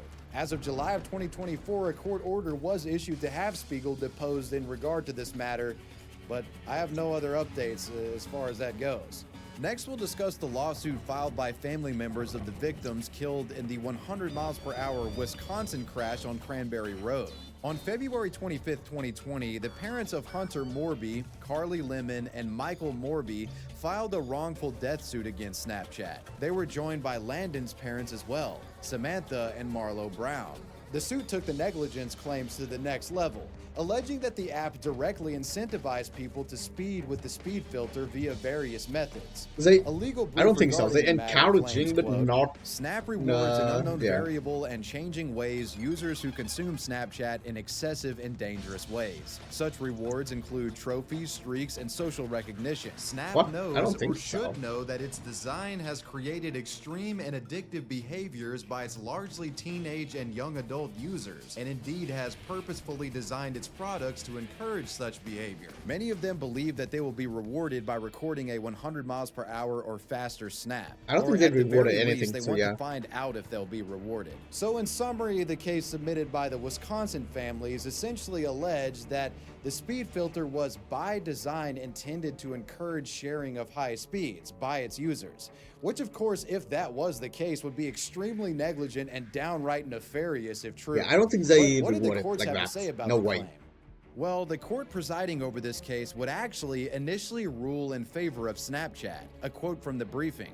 Based on the plaintiff's allegations, the court cannot conclude that it is, quote, very clear that the defendant, quote, directly participated in developing the alleged illegality. For example, plaintiffs did not allege that defendant asked its users to capture a snap with a high speed or even suggested that they should do so. Instead, plaintiffs' allegations appear to amount to, quote, enhancement by implication or development by inference. That the speed filter impliedly suggested to users that they should snap a 100 miles per hour snap. However, in such a close scenario, the Ninth Circuit has held that Section 230 immunity applies. The court recognizes this outcome is inconsistent with the Georgia Court of Appeals decision, which held that CDA immunity does not apply to the speed filter. See Maynard versus Snapchat. However, because the Maynard court did not examine or apply any of the Ninth Circuit case law regarding the application of CDA immunity to, quote, neutral tools, the court does not find the holding in Maynard to be persuasive.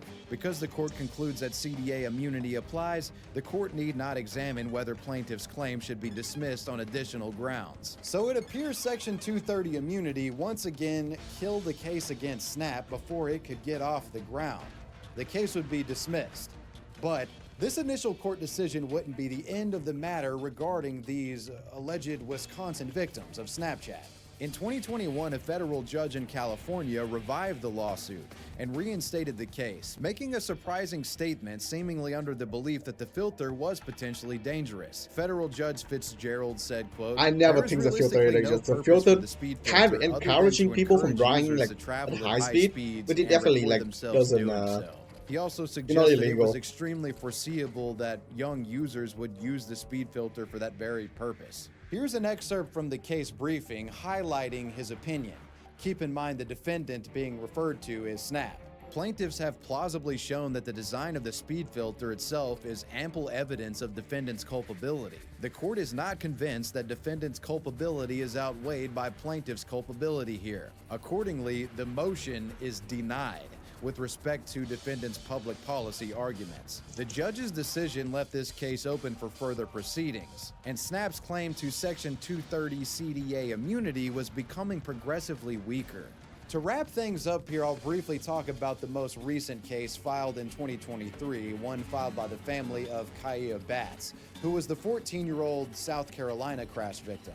The Batts case, like the others, alleges that the Snapchat speed filter was negligently designed to encourage users to travel at excessive speeds, and that it was in part responsible for the fateful crash that took the 14-year-old's life. Originally filed in 2023, the suit claims as follows. Immediately before the accident, quote, at least one occupant in the vehicle using Snapchat and at least one occupant had previously used the Snapchat speed filter and was using and or preparing to use the speed filter. It's pretty obvious what they're setting up here. However, Snap asserts the filter by no means is ever intended to be used by those driving vehicles, despite being styled as a speedometer. Quote, the speed filter is not designed for use while driving or while performing any particular activity. Users can use the speed filter while, for example, taking a flight, jogging, riding a train, or even sitting still. Snap would attempt a motion to dismiss, citing issues with jurisdiction. However, a South Carolina federal judge refused to grant the motion. Therefore, the case remains wide open. Okay. So in summary, if I'm being honest with you guys, I'm actually quite surprised that these lawsuits against Snapchat have gone as far as they have. And that's not to defend Snap. I reckon I'm just so used to large tech platforms being completely immune, to the wrongdoing of their users. Like most of you watching probably already knew about Section 230 and the near impenetrable shield it provides social media platforms prior to watching this video. And if you for some reason weren't familiar with 230, you at least know about how DMCA works on the copyright side of things and how that protects companies from lawsuits when users share other people's copyrighted shit on the internet.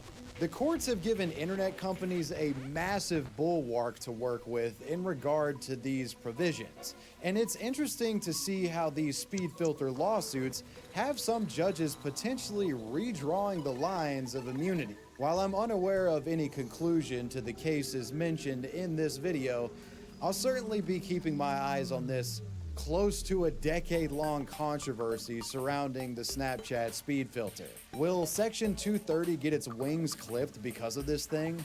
I reckon we'll just have to wait and see. But that was the story of the... I believe that the company shouldn't be liable for what you post on their website. Like that's the thing you do. Like you post something on the website, you should, you know, if you post something illegal on their website, you should face you should face you should face the consequence for what you post. But if from the webs, but if the thing you post is like the item from the website, you know, like a filter, the company may be need a liable a little bit. So yeah,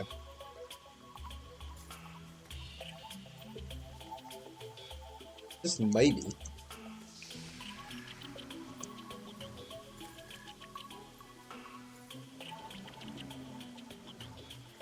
But yeah.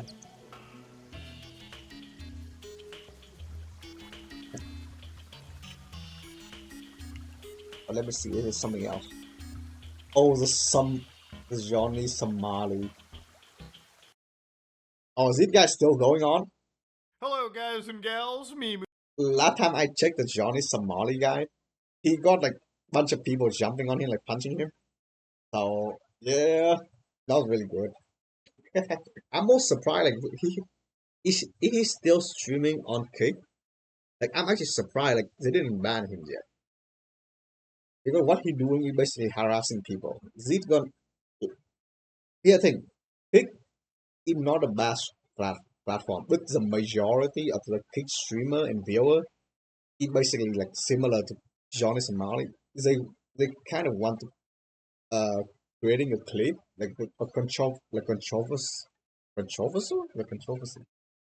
kind of like a bad clip, so they can show like, oh yeah, look at this clip was it good type thing. Mudahar, and you know what, ladies and gentlemen, travel channels and like, you know, IRL streaming are just one of those things where it's like you're either really good or you're really evil. Now, judging by the title of the video, we're looking at our favorite hemorrhoid on the planet, Johnny Somali, a man that has basically made a mockery of himself in numerous countries and has become one of the most awful American tourists one can imagine.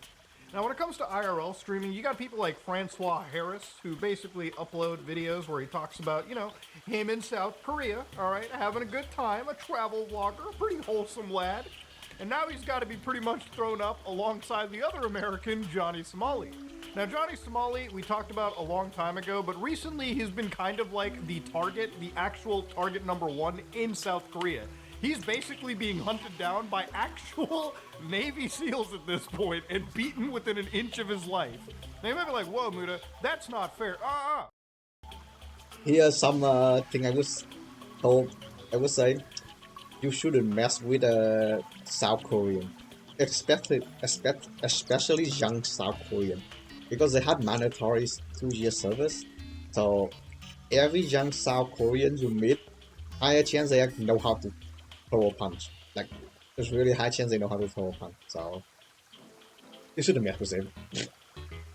That one, and secondly, if I remember correctly, if you doesn't lose the 2-year mandatory service in South Korea, they take away your citizenship in South Korea. So yeah, so they kind of need. So a lot of like Korean I'm talking to, they actually do 2-year mandatory. But I'll let you born outside Korea as that is, okay? But you don't have to do 2-year He's service. made a complete nuisance of himself. Nuisance streaming is one of these things, if you're in Asia, a lot of people will go there and make a fool out of themselves. And look, if you've ever been to an Asian country like Japan or China or South Korea or really any Asian country in general, they're pretty nice people, okay? But there is a level of respect you gotta have for the area, something Johnny was not providing. So one of the clips floating around was Johnny just walking outside, and eventually he was followed by this actual, South Korean streamer. Now, I can't show you this entire clip, but at one point, the South Korean streamer decides to knock the ever-loving shit out of Johnny Somali. At this point, ladies and gentlemen, like law enforcement get involved, and it seems as though while the cops are confused, this guy was the one who brought the actual beatdown. Now, who is this streamer in particular? Well, I had to look him up, and apparently he was a pretty popular South Korean streamer by the name of, let me dig it up. Now, allegedly, that man is Yoo Dal-gyun, okay? I hope I pronounced that right. Obviously, it's not my first language. But this person is apparently an ex-UDT SEAL, an actual Navy SEAL equivalent, an actual Special Forces person. Mind you, this is a man that literally has gotten paid to... This is a guy that has shot people in the face with a gun. This is a dude that sticks the K-bar into your throat and goes, shh, shh, shh, it's all over now, buddy. This Actually, is the what guy hand down hunting Navy down show. Johnny Somali. So yeah, you know. Now, ladies and gentlemen, it wasn't just that, okay? To understand, Johnny Somali, ever since he came over here, has pretty much asked South Korea to beat the living shit out of him to no avail. Listen to this one. So what do you want to talk about? Swing or not? Like, gonna come up to me, bro, why are you being racist to other people in other countries? For money. For You know what? I will say it. At least he's honest. For money. That's why I'm being a nuisance. For money. out. I've said it many times. I don't give a I have no morals. I'm a sociopath. I don't give a Put this in your next YouTube documentary. I don't give a swing on it. Well, he said put it in the next YouTube video. So, Johnny, if you come at this video with a DMCA strike, I know that you have to make a fool out of yourself to be money. But to make money, I will actually take you to goddamn any court imaginable if you decide to take this video down with a false DMCA strike. I promise to God, I promise on everything imaginable I will. So anyways, Johnny brings his like one dude over here and there's like, all right, bring it on, bring it up. So again, South Korea, they weren't dicking around. I don't know. There's been an entire compilation of them getting their asses beat. So watch this. So right over here, he's trying to make a mockery of himself, and boom! They're coming up and doing like jump kicks and chasing this man down the street. Now, the amount of times that Johnny has kept getting his ass handed to him, you would think that, he, like, you know, Yakuza is actually based on reality. There's a big game franchise I play called Yakuza, and like in it, like every like 5-10 steps you take, somebody wants to start I checked the playing. OBS, they say I'm Johnny not has pissed frame, off the but like country 1% so much frame that he is drops, getting so. into more street fights per meter traveled than Kazuma Kiryu at this point, okay? It's wild. Now you might be like, well, what did he do to make them so mad? Now in the words of Thugnificent, ladies and gentlemen, Johnny has decided to make some kind of content that has absolutely enraged the user base. Now if you go to a country, there's a certain level of respect you have to have, right? You know, I don't go to Saudi Arabia and start knocking back some Jack Daniels, okay? Unless I'm expecting a beheading or I want that to happen, sure, then I'll start breaking some laws. But here's one clip of Johnny basically going up in front of the statue and giving it a lap dance to the point where he is literally like actually going onto it, like literally actually harming this goddamn, like this poor statue is doing nothing wrong. So he's doing this pretty much out in public, and there's people who are obviously watching this happen, right? And you might be wondering, okay, Muda, why is this so bad? You know, don't just like drunk people do this in general. No, to give you an idea, this is actually a comfort woman statue. Now, a comfort woman, for anybody that doesn't know, is basically referring to women and girls who have been forced into sexual slavery by the Imperial Japanese Armed Forces in occupied countries during and before the Second World War. No, this is actually something that I this knew guy about, needs to I fucking researched. It's not die. something that's new to me during this video. During World War II, there's a lot of fucked up shit you should research. But Japan was apparently involved in actually, you know, taking advantage of these women. They were literally, you know, referred to as these comforting, consoling women, and they were all from Australia, Burma, China, the Netherlands, Philippines, Japan, Korea, Indonesia, East Timor, New Guinea. But again, a vast majority of these women were from Korea. So yeah, they were absolutely used for, again, you know, forced sexual labor. And of course, the more you go down into it, apparently historians range somewhere between 50,000 to 200,000 women were unfortunately involved in this disgusting, depraved practice. So that statue is put up as sort of a remembrance, right, to the women that have unfortunately, you know, been thrown into that part of sexual slavery.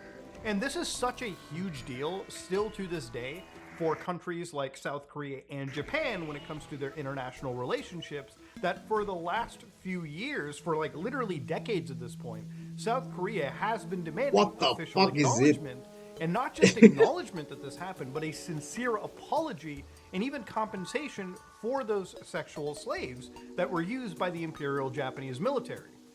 And of course, the more you realize it, back in 2021, even the Prime Minister, Yoshihide Suga, actually did make, administration, like they actually did like make statements where they apologized for Japan's aggression and even admitted the military, the Imperial Army, had that role in Comfort Women's.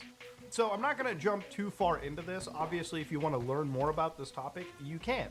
But Johnny is a complete abject dipshit. He has been doing this to not just one statue, but several statues. And this is actually clips that have been taken I'm more surprised from, he's still like, allowed South inside Korean state media. of Korean, so it's become such Korea, a huge yeah. deal that this dipshit is hated on a nationwide scale. Like, you are making national television being a complete idiot. Like, there are points where, like, really famous, like, political channels in Korea with, like, almost 300,000 subscribers are literally talking about the implications and shitting on this man. He has become the poster child for the worst fucking tourist imaginable. And at this point, I have no doubt that the nation of South Korea wants to make a legitimate example out of this guy to show the rest of the world that you can't be a complete dipshit.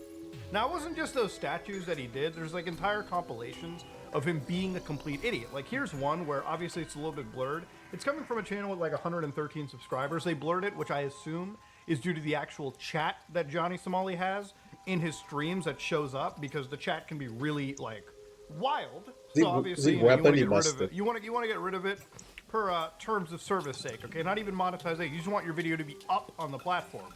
So he's in this like one restaurant, right? Like right over here with like this ramen, like this instant ramen, and he's just dumping the water all over the table. And from what I understand, he has like an alcoholic beverage that he was drinking in public, and he's just throwing food outside at like people or on the street. It's just insane. This guy is an actual fucking man-child. Now you might be like, Muda, isn't this what he wants? Just attention? May I remind you, not all attention is good attention. When you're being hunted by fucking Navy SEALs and like the general streamer population, it's not good. It doesn't matter if you're famous, okay? This man has already actually legitimately ruined his life. There's been people talking about like, hey, maybe he's learning that this isn't the right behavior to have, and now that he's getting his ass handed to him, like no tomorrow, maybe he shouldn't have done it. Apparently there's been this rumor that there are Korean live streamers chipping in to give $700 rewards to anybody that finds him and records his movie, like stalk this guy out. Obviously, I don't endorse that behavior. I also can't confirm that behavior is real. But if it's true, this is like some deep web assassination market shit happening for this guy. Just like this, like counter, like Johnny, like fund effectively being shared around South Korean streamers. Now, to go back to the Korean streamer that's been hunting him down, obviously you might be understanding that this guy's hunting him down more for a clout situation, right? Like, this man has kind of turned his career and his like live streams into a hunt down, okay? This man has become, you know, the fucking anti-Somali task force, anti-Johnny Somali task force of South Korea right now, which is insane in of itself. And to be fair, one might be like, wow, I feel bad Johnny's getting his ass kicked. But the way that you're harassing Koreans and like making a mockery of their country, no one in actual history feels bad about this. Yeah, no one will feel bad for you. This is a situation where it literally couldn't have. Here's the thing. The moment Johnny Somali basically does something, he basically seals his face.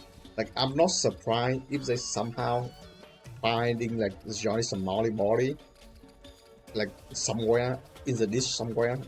People gonna cheer. Like the internet will 100% cheer if they found out this guy basically like meet his end or something. Like, imagine you being such a piece of shit that people cheering for your death, for your demise. So yeah, like, that's how bad you are. Like, people watching his stream, I guarantee you, majority of people watching his stream are waiting for something to happen, like waiting for him to miss his demise. That's how fucking bad it is. Happen to a more deserving douchebag.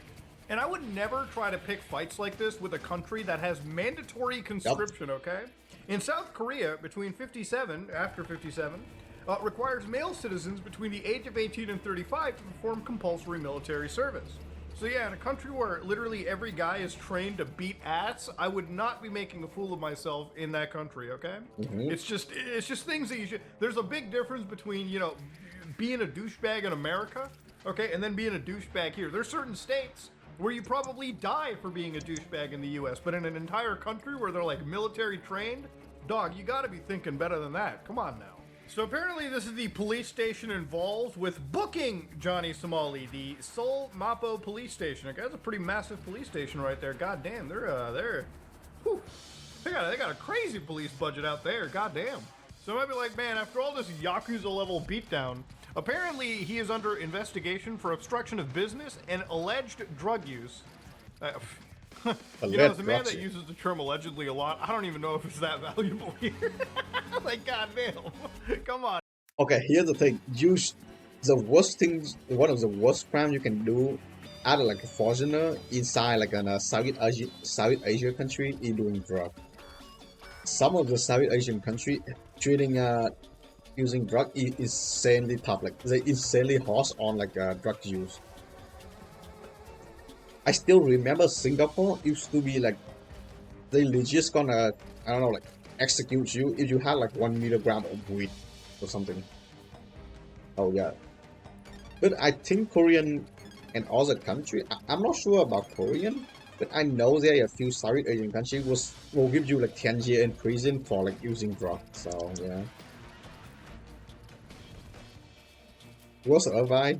Never using drug in South Asia country. You legit gonna die. Now, the Seoul Mapo police station said he's under investigation for an incident at that convenience store.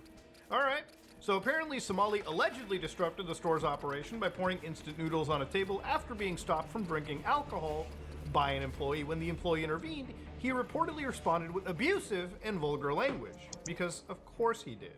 And obviously this drew really public attention.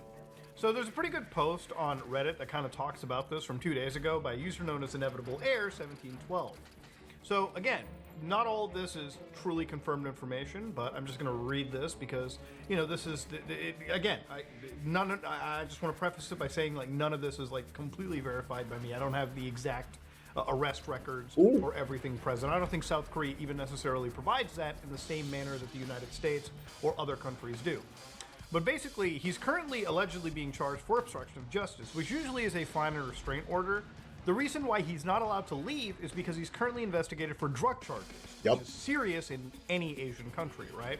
Like, over here, like, if you get arrested with, like, marijuana, it's kind of whatever.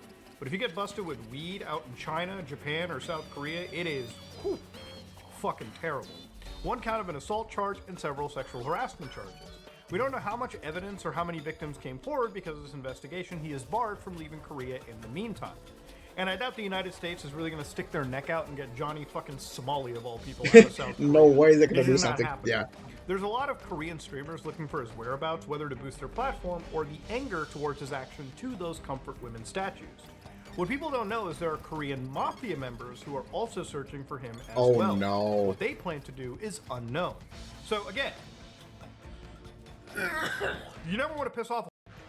This guy got chasing by the goddamn mafia and the Navy SEAL. Oh, this dude fucking toast. Like he better bow down and apologize, or he never gonna see the sun again. Like I'm man. I'm actually surprised. Like this guy actually do something.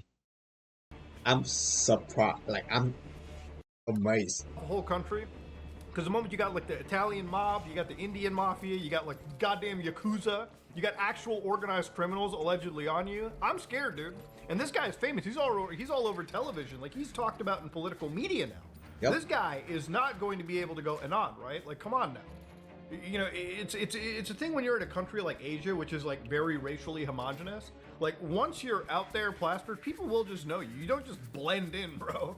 It's like me going to Japan, all right? People look at me and say chocolate Godzilla because I'm 6'2" for crying out loud. This man is not getting away from anything. There's talks about against Korean government members who want to make an example out of him. Most are parliament members who are up for re-election and want to boost their approval rate. And what better than actually making a fool out of this fucking idiot? So why are Koreans angry? We quite frankly don't care about the incidents you did at the convenience store or you slapping that phone or what you did with the president's picture. Quite frankly, the president has enough critiques against the general public. What we do care about is when you show the Japanese rising sun flag and your actions towards the comfort women statue. What you did was poke at a painful past of our history for our amusement. Yeah, so again, It's not just the fact that he's out there with these comfort women, but allegedly also showing the Imperial Army's flag. Dog, come on now, you can't be doing that shit. My suggestion would have been for you to apologize, but seeing your latest live stream, you doubled down on your position by portraying yourself as a victim. Dude, I'm surprised. And admitting what you did was wrong with sincerity. You have already lost your opportunity to apologize. Oh, and the U.S. Embassy talked. They won't help you and aren't really allowed to do anything. They will make sure you receive your rights and counsel, but that's about it. The crimes you committed here while in Korea are here to stay. Korea isn't like Japan where they just ban you. No, the country will make sure you pay for your crimes either by jail sentences or hefty fines, and then deport you. I guess my current suggestion is to get a good lawyer if you can one. Dude, he's out there making a fool of himself for money. I doubt he can afford any good lawyers. Get out of here. So he's been slapped with a disturbance of peace charge. Even if he got a lawyer, like no fucking way he can like got anything. He got a lawyer, like I don't think any lawyer will take his case. Like City is open as such, like he record himself doing actually committing crime. So I don't think he can get out of this stuff. According to the law, if Korean prosecution were to go to the full extent, he could be seeing up to 10 years in prison. And there are former UDT special op members who are looking for him. So he's got the mob and he's got the special ops to deal with. This man's ops are unrivaled in the field of ops. He claims he's in a U.S. Army base, which apparently he isn't, according to this user, because there's 3 bases in Korea. 2 of them are too far out of Seoul, and all of them are off limits for civilians, let alone a nuisance to enter. So he's still in Korea and confirmed to have claimed that comfort women were prostitutes. Oh no. Also, it's been noted the drug charge in of itself is 10 years, so the combined sentence, if found guilty, could well be over 10 years. Yup. And there's a big fight is talking about between Johnny Somali and other racists versus Korean streamers. Also, the deepfake charges were apparently him trying to prove he had a Korean girlfriend or had some kind of fling. So he was using AI to portray that illusion, hence a deepfake charge. It's not sexual deepfake charges that Korea's been seeing in the lately in the news, but it's still a deepfake, so he'll probably be charged with the same law.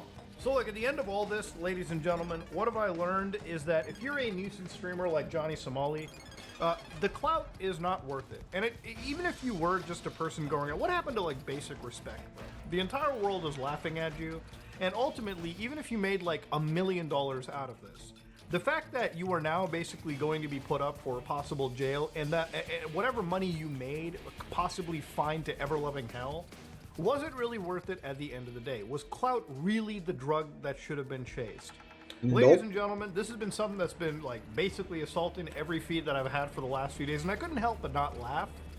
But ultimately, at the end of the day, there's no way to really end this video without laughing and not feeling bad for this guy. Johnny Somali is a complete goddamn idiot. And nothing gives me more joy than to see actual idiots finally facing some level of accountability. Agree. So yeah, I expect to be as revolting in South Korea as he basically called upon to himself. Ladies and gentlemen, this is me, Mudahar, and if you like what you saw, please like, comment, and subscribe. Just like yeah, I'm on the stream right now. I just see like a bullet hell game. Ironically, I do enjoy bullet hell game. But it's gonna tilting me really hard, so yeah.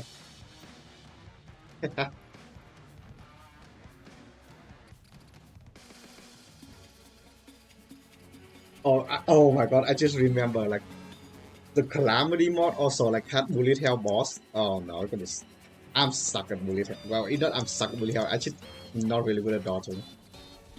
But yeah. Johnny Somali, he toast. Like I don't know, like people just actually just want to see him fail and die.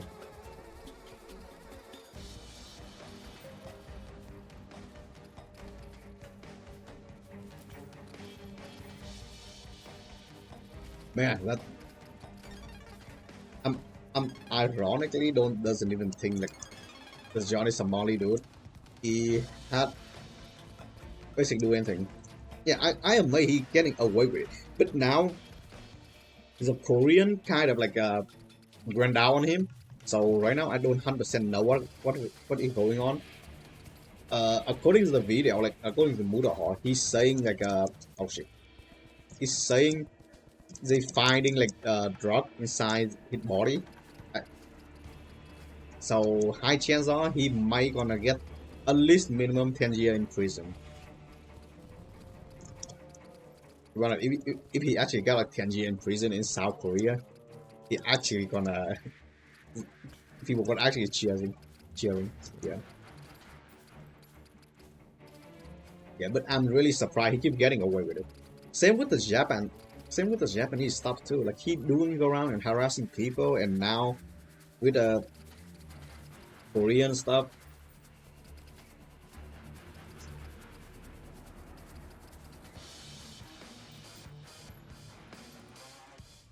Well, I have no idea why influencers are so delusional. Oh no. This guy. This dude is, oh god, yeah, here we go. Grant Cardone. Every 15-year-old kid should be doing this right now. If you're getting an allowance of $300 a month, buy a piece of real estate that pays you $30 a month. Only use the 30, don't touch the 300. I'm gonna be a millionaire before I'm 20, and this is how. Well, guys, today's gonna be a. By the way, that's her daughter. That's his daughter. Yeah, a $300 real estate. Like, what are you buying? A porta potty? Who gets $300 allowance a month? That girl probably does. Fun one. There is something strangely horrifying yet entertaining about watching a person who is unbelievably out of touch with reality proclaiming how they think the world works. It's like reality TV, but better. Now, this is something we've looked at a lot on this channel because, surprisingly, it's a pretty common thing for those who get very popular on the best financial advice I ever had is that never getting a credit card. Always pay with your money. If you don't have money, get a debit card. Is a debit card or like actual like money? Like you don't. So yeah, that's the best financial advice I ever had. Unless you want to be in debt. So yeah, no way I'm just gonna use a credit card. I heard like the credit card charging like really hard. Like not charging really hard. Like had really high interest rate. So like in every month you have like you just have like debt. So yeah. The internet. Who would have thunk? But today, we're looking at a different kind of out of touch. Those who amass great Come on, wealth give me one more yellow become Annie. disconnected from reality and sort of lose sight of the day-to-day struggles that the average person faces. It's kind of an... I think also, like, this isn't even true with somebody who has a lot of wealth. I think that a lot of people just don't have the same experiences as each other. And the issue isn't that, like... It isn't that somebody is wealthy, it's that somebody refuses to acknowledge another person's reality. Inevitable. However, this doesn't always have to be a horrible thing. Sometimes all people need is to be sat down and be told, hey man, you have no idea what you're talking about. And for a lot of people, that kind of snaps them back. Unfortunately, however, that does not work for everybody, and that is going to be demonstrated here pretty thoroughly today by the TikToks of Grant Cardone. Now, if you've never heard this guy, he's basically a glorified course salesman who made a bunch of money. That's the real way. If you want to learn how to make a lot of money and you're Grant Cardone, here's how you actually make a lot of money. You start selling courses about selling real estate. That's the way you make the money. From real estate, and now he spends his days in Sigma male, alpha male edits, going on TikTok and giving out the worst, most out-of-touch financial advice a human being has ever provided. To be more specific, the financial advice he gives to parents is so laughable that I had to watch about a dozen videos before I could convince myself this guy is not just playing a character. These videos are hilarious, but they're also kind of depressing at the same time. It's gonna be kind of a roller coaster today. Strap in. Let's begin. Please subscribe. Every 15-year-old kid should be doing this right now. If you're getting an allowance of $300 a month. Alrighty, not even 5 seconds in, and we're already beginning to see the insanity unfold. Grant, buddy, do you think the average allowance for a 15-year-old is $300 a month? If I had to pull something out of my ass, I would have to get $300 a month for a 10-year-old. Is that really a lot? I remember back in like my high school, right? My dad always give me $1 in the morning to buy lunch and to buy breakfast.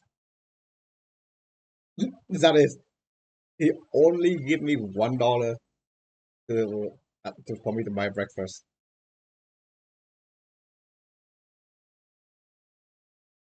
Well, not actually $1.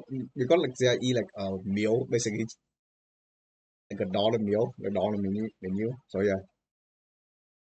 Actually like $2 if I recall correctly, like $2.99 something.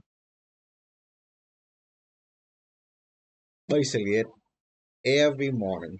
Here's your breakfast money. Take it. What about lunch? Lunch I probably doesn't because like when it comes to lunch, like I already had a lunch, right? Like my mom already make me lunch. But breakfast kind of like I had to go to school and get it because like I live quite far away from my school, so I kind of have to like travel there. So yeah, yep. It not even allowed. It's like $1 for breakfast and lunch. You have if you forgot to bring your lunch with you, you toast. That is so basically 1 month I got $30 or $31. The the allowance is not even that much. Like I think my dad gave me like $20 allowance for every month. So yeah, that is allowance is rare. They're kind of rare. I kind of need to do a few whole homeworks or like whole chores so you have to get it. Yep. But yeah, these guys say $300 for like for a teenager allowance. Like what is this guy live? Like Winterland or something? It's $300, guys. Guess that the average kid gets somewhere between nothing and $10 a week, not 75. But this I remember when I was in high school, I got like $20 a week. It was like 20 or maybe 30 if I was a good boy. Like that would be it. Is not even really that relevant because it's not even close to the craziest thing he's gonna say during this clip. Buy a piece of real estate that pays you $30 a month. Only use the 30, don't touch the 300. But how would a young, normal person get money? Allowance, side jobs, side hustles. I was 14 years old. I was working. Okay, how do a young person can buy stock from real estate? Like how impossible? Like either I don't know or I'm too stupid with it. Like how can a young person buy this thing? Oh yeah, I got $300. Can you like sell me like stock in real estate for me? And I'm like, what? Every weekend. I was mowing lawns, doing whatever I could to get some extra money. All right. Grant, are you fucking insane? Genuine question. Not trying to be mean. Are you crazy? You're a real estate investor, Grant. That's your... I actually agree with what he's saying in this clip. Whenever I was 14, this is what I was doing when I was 14. I was burning CDs and selling them. I was memorizing all of the questions out of my math tests and then putting them onto my calculator and then selling the answers to them. I was selling soda at school because we weren't allowed to have soda in school in the vending machine, so I would take it and sell it to people at a higher price. I was also selling fireworks at school. I would save up my money, and then like every 4th of July or New Year's, I'd spend a lot of money on fireworks, and I'd sell them at school. Like, I actually did this myself. I did it all the time. Yeah, for sure. Like, and I think kids nowadays, like, there's a million ways you can make money as a kid, for sure. Now, selling crack? Yeah, for sure. It's definitely easier to really help make you? money now. I think it actually did. But I still prefer the old school way. You learn how to make sales, and you can, like, in a lot of cases, a lot of people aren't able to learn processes because they're not able to really make genuine mistakes in processes. But if you can make genuine mistakes in a process, you can actually figure out how to do the right thing. Thing, I know that you know this is impossible. First of all, let's play Fantasyland here for a moment and act like a 15-year-old could actually get approved for a loan to buy a piece of real estate. Yeah. It's ridiculous. Like, the part that's ridiculous about this is buying real estate. Yep. Obviously, as a kid trying to make money, of course you do that. Like, I would also buy and sell magic cards because I knew all the prices for every card, and kids at my school didn't know them. So I could like be like, oh yeah, I'll give you like $10 for all these cards, and I knew that like 2 cards in there were worth $15. So I would immediately make my money back, right? And there was like tons of ways that I would do that. I remember I would like leave class and then take people's money to buy like popcorn and brownies, and then I just wouldn't give them the change back. Like there were a million ways that I did this. Funny enough, like back when in my middle school, there is a kid who's selling his homework he basically tell people he gonna do homework to all the people. He just give him like $5 per every day. So yeah, he gonna do his homework for you. And he actually earning a lot of money just by doing homework for other people. Like I think one day he told me he got like $40 to $50 a day just from like doing homework. So yeah, like but yeah, but was that just doing homework for other people? The main problem is like I don't know how do people doing it. Like I don't know how do a kid gonna buy a real estate at like 14 and 15. Imagine like a 15-year-old show up and they say, "Oh yeah, I want to buy your real estate or something." I don't know. And they just saying something like how can a 14 or 15-year-old buy it? Oh yeah, I got $200. Can I buy real estate? And they gonna laugh you out of the house, out of the room like. But yeah, the guy who do homework for other people for money, he like $15, $14 or $15 a week. Yeah, a lot, like he basically. Right. I think he stopped doing it when he come to high school because the high school homework is way too much, so he unable to do it. So yeah.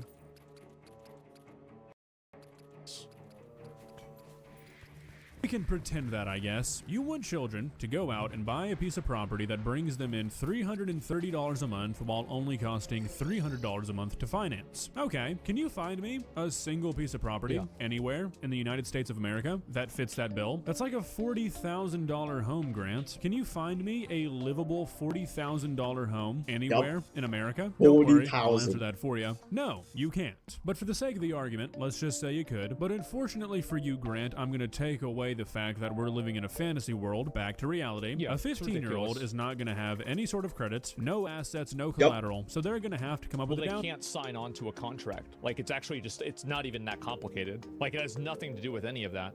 A 15-year-old can't sign up for that stuff because they're not a legal adult and they can't sign a contract for these things. Like, it's just like, it's not even legal, right? Yep.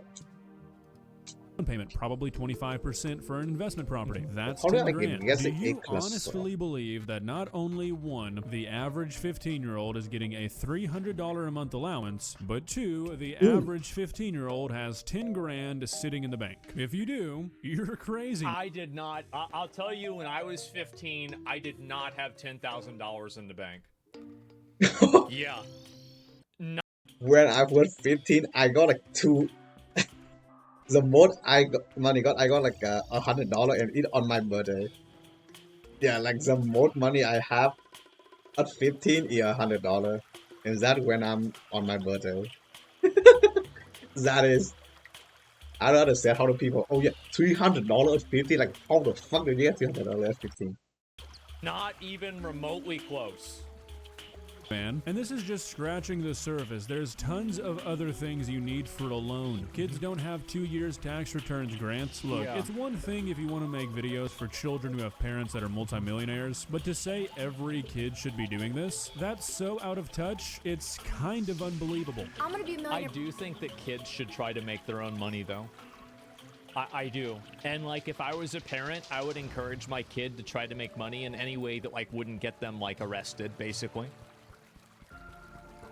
Before I'm 20, and this is how. Yeah, I work for my learn the dad's hustle. company. I have a contract with them and I get paid every month. And that goes into real estate where I get my passive income and I get to spend that, but I never get to touch that principal. And over time, that principal in real estate will make me a millionaire. When she does more, I'll bonus her for stuff that she does. If one of these TikToks goes to 10 million, I'm gonna give her a $10,000 bonus. So well, that's okay. So that's how she gets the $10,000 is like because her dad gives her $10,000. Yeah. This is like the, you know, the success routine of the youngest vice president at, you know, a local marketing firm. Yep. And it's like, I wake up at 4 in the morning, I do meditations, I make a journal of all the things I'm thankful for, I work out at 5 a.m., and then I come home and I make myself breakfast, and then I, you know, make sure that I, you know, watch TV and I catch up on the news. And also, by the way, my dad owns the company. Yep, my dad owns the company. It's basically Nepo baby, I think. Okay. Like, no Great. way. That 10,000 goes by as real estate. So if she makes 50 a year. Let's say she averages 50 a year, which she will. She's doing a job, she's doing chores, she's doing work. I do not give her an allowance. Okay, I mean, there's a lot going on here. Like I said, most of these videos are about his... My mom would do this with me too, by the way. Is like she would give me money for lunch, but she wouldn't really give me any other extra money. And the only way that I could get money is if I did something for her or I made money off of somebody else. Advice to parents, so most of these videos Ooh, involve his kid. I'm not going to be shitting on his kid. I think she's like 15. Probably doesn't understand how out of touch the situation is. But the reason you're going to be a millionaire before you're 20 is because your dad is worth $600 million. Yup. Yeah, that's kind of the cheat code. Also, Grant, you can say you don't give your kid an allowance if you just want to make shit up, I guess. You don't give them an allowance. You just give them $10,000 when they have a TikTok that does well. Yeah, it's basically allowing like 10K a month, 10K define if what that, words mean and what not, but yeah, if you give your kid $50,000 a year for doing chores, that is an allowance. Now look, I want to make this clear, I don't really have a problem with what this guy's doing. You absolutely should be investing for your children and setting their future up for them. I'm a very firm believer that if you're not willing to invest in your child's future and give them the best shot at success possible and guarantee them a better start than you had, you shouldn't be having kids. The problem is how he doesn't seem to understand how out of touch this is, while simultaneously acting like this is some groundbreaking stuff. Yeah. Well, this is what happens a lot of times with a lot of these like alpha male internet dad people, is that they try to repackage something that's shit, I asked someone could be. Oh no. It's like groundbreaking sigma male, like fucking alpha mentality. It's like, yeah, so when you get money, you don't want to spend all your money. So you want to get money and then keep some of the money, and then you want to use that money to buy something that's gonna make you money. And people are like, what? What the fuck is it weapon? Look at the damage. Oh my god. So I don't need to buy $100 worth of Twizzlers a month? Holy shit. Thank you, Grant. Thank God I'm spending $100 a month on your courses instead. That's what it's all about. Give your kid $50,000 Wow, a they're year cheating. and $10,000 here and there. When a TikTok does well, no shit, she's gonna be a millionaire before she's 20. Duh. Okay, the 50,000 times 10 years, which she will have at least. Is he like 20 damage weapon? If that money doubles because she never touched it, she's a millionaire. It will have paid her $300,000 in income that was not taxed, and I wrote off $500,000. Oh no, I think I'm dying here. From the IRS. Is it not a good bossing arena? He's basically talking about, now we get down to the actual reason why he's doing this. He's giving his kid money because he can write the money off from his taxes. No way, I just killed Queen Bee like this. This has nothing to do with what his kid is or isn't doing. This has everything to do with how can I make it, how can I figure out how to pay less money in taxes. It's not tax evasion. It's not. It's tax avoidance, maybe. Avoidance is unethical. Evasion is illegal. That's the difference, by the way. But, yeah, no, everybody does this. Everybody tries to save money. I think I'm kind of cheating with it. Bullshit. I'm never going to give a kid an allowance for living in my house. Shit, she's lucky to live in my house. Yeah. Oh, she's lucky with my house. Yes. This is an attempt by you to be snarky and just act like money means nothing to you. It just makes you look like a douchebag. We get it. $100,000 a year is nothing to you. Can't even qualify it as an allowance. I just don't understand the angle. Parents are stupid to give their kids allowances. Here's how I get money as a I don't agree with that. I think that it's really good to give your kid an allowance because it teaches them how to budget. Yup. Like if you have if you give your kid a certain amount of money, you don't need to give your kid like really a lot of money. You give them like a small amount of money so they can budget it around the week. Like how my dad doing it. My dad just give me like $1 every day, so I kind of know how to using that $1. But back then it's quite cheap to get like breakfast. I remember there like a Vietnamese restaurant near me that they sell like bánh mì, basically like a sandwich, like a French sandwich or something, with using like a mini sub or mini baguette, and they only sell for $1, and it's like one of the best type of sandwich. Like I eat that thing like every day. It's such a it's insanely good. Like every morning I came in, I just asked her for like the usual, and she just gave it to me, and man, that thing tastes good. And it only like $1. Well, it's like the cheapest one, like the cheapest ones. There is the deluxe version that has sausage and meat and some and pate. I think like what it calls it's called pate or something. So yeah, and man, that deluxe one is like $4.99 though. That was the one I bought. It usually like $1. So yeah, and it tastes insanely good. Oh my! I think like I spent like in my entire middle school just go getting their breakfast. I think they still operate when I'm in high school though, but after I finish high school, they basically like moving back to Vietnam or something. So yeah, yeah, and that's why I insanely love banh mi. Just $1, and I think the $1 banh mi contained with meat and pate. That's it. Oh, it tastes so good. Sometimes I even saving up like money from like a household to buy 2 of them just for breakfast, and I just pass out sleeping in class in the morning. And your kid can do whatever he wants with that money. I Yeah. think that's extremely healthy. 13-year-old. Every year I'm paid a certain sum of money from the company for being an employee. This means I have certain obligations I have to fill. I have to Sure. help people out around the office. That sum of money Of goes course. and gets invested into real estate. That real estate then has passive income, and that money I get paid with every month. I get paid $150, $400 every single month and get to spend that. But I never get to spend the principal income I have. So every year that principal, it stacks on top of each other, and over time my passive income becomes more and more. Okay, so look, I'm not doubting that that's how you and your dad have Yes, that's the way that compounding interest works. Yep. handled you getting money, but let's all be on the same page here. Sure. That is an allowance. You get money that comes from your dad because it's getting paid out by your dad. I don't get an allowance. My dad just gives me money. Yeah, it's basically allowed. I don't get allowed by that even. Oh. Oh,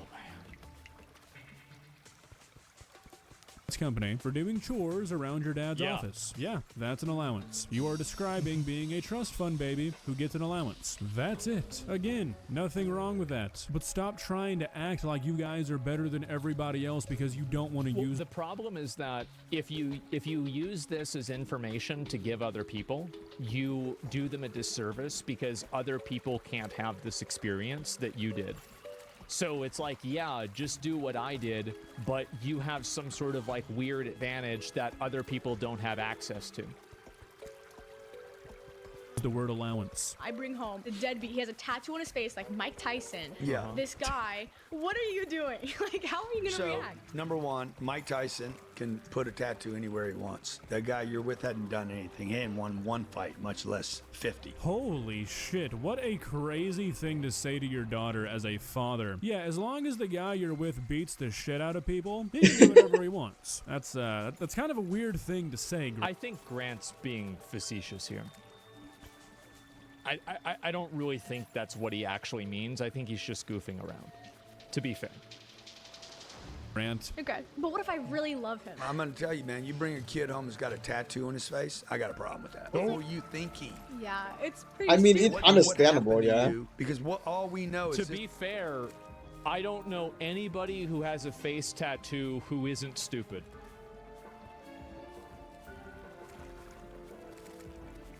I don't know any of them, right? And it's extremely common.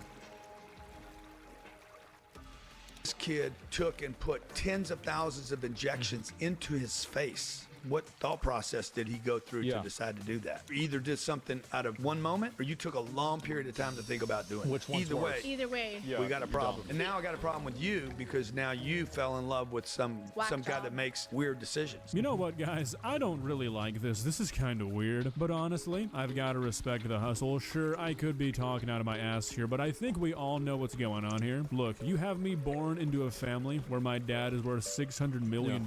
I'm gonna tell that motherfucker motherfucker anything he wants to hear. Yeah, Dad, my boyfriend has a face tattoo. You should just fucking kill him. I'm not doing a single thing to mess up that inheritance. You want me to do a podcast where I agree with everything you say? Okay, sure, whatever. You gotta respect the grind. What kind of car do you think I should get? Because I want something that is like a nice car. I can buy her anything, by the way.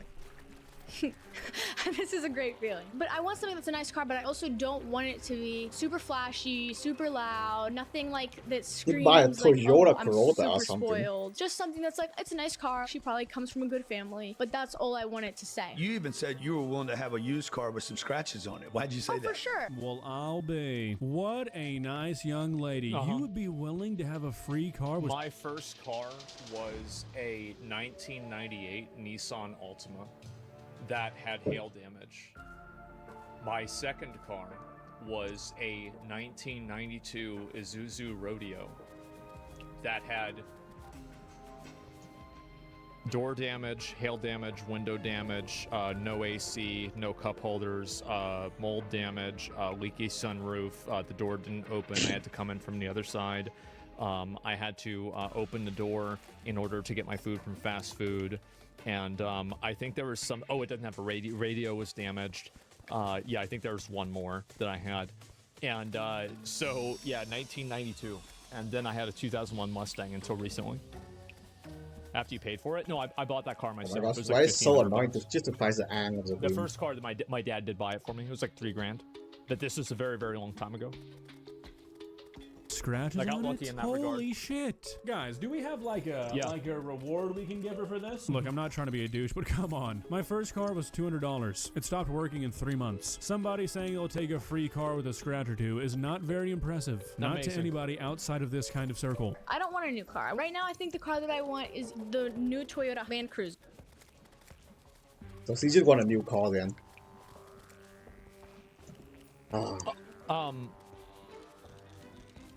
I need the angle of the wheel. Okay.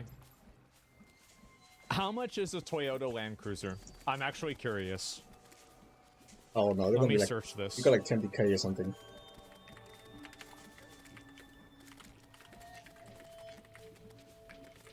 MSRP. We are looking at a first edition between $56,000 and $74,000. 56 and That's a 74,000. pretty expensive car.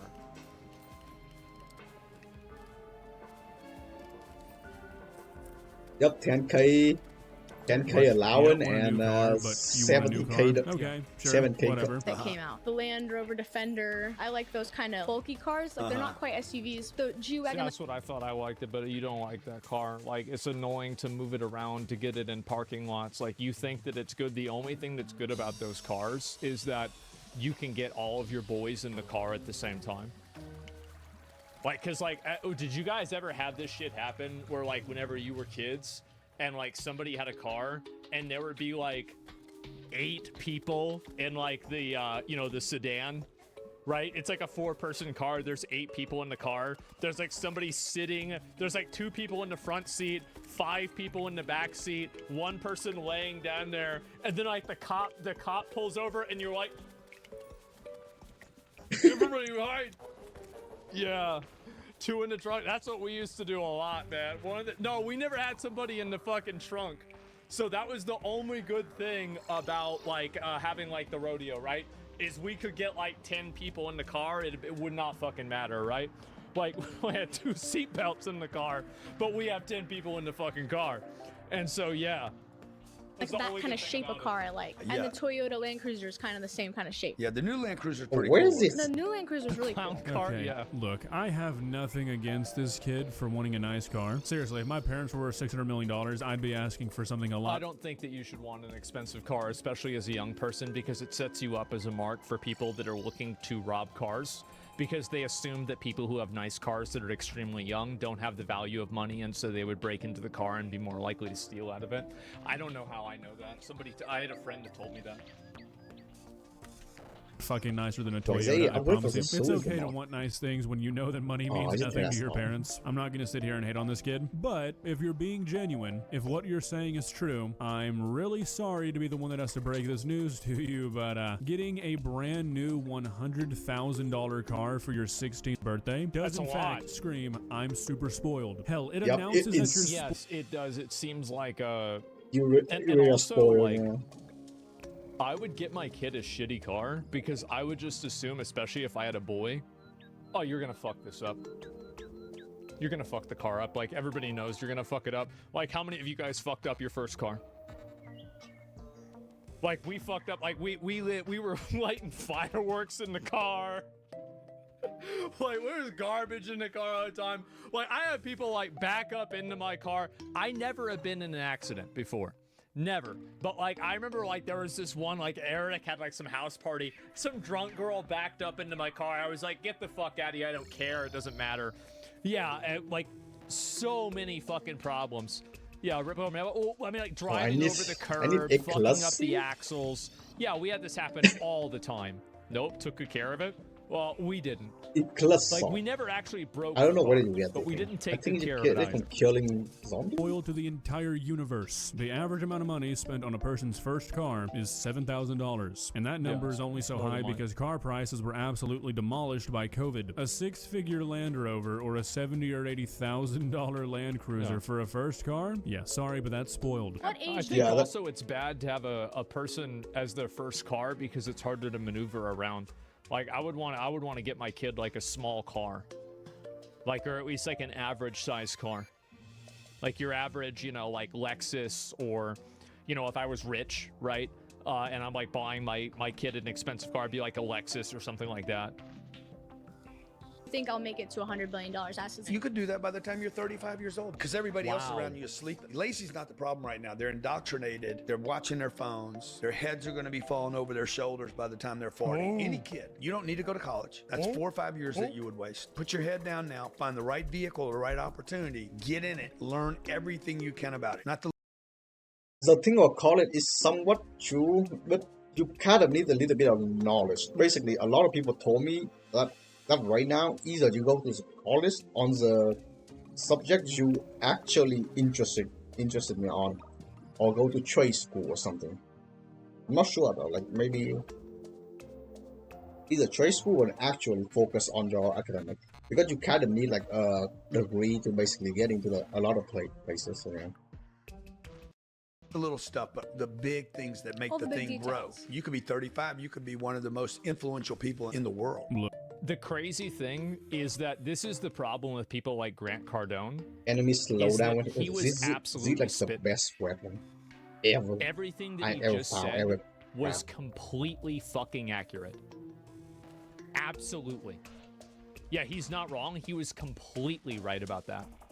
And that's the issue with a lot of these course salesmen, is that it's the same with Andrew Tate. Andrew Tate doesn't have 100% bad ideas. Neither does Grant Cardone.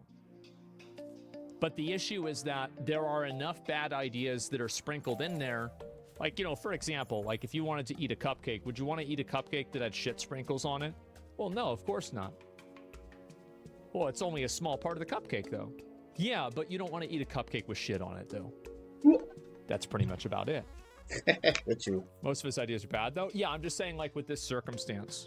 And I think it's disappointing because, like, people do, like, kind of write off everything a person like this says, which I actually don't, I don't agree with, right?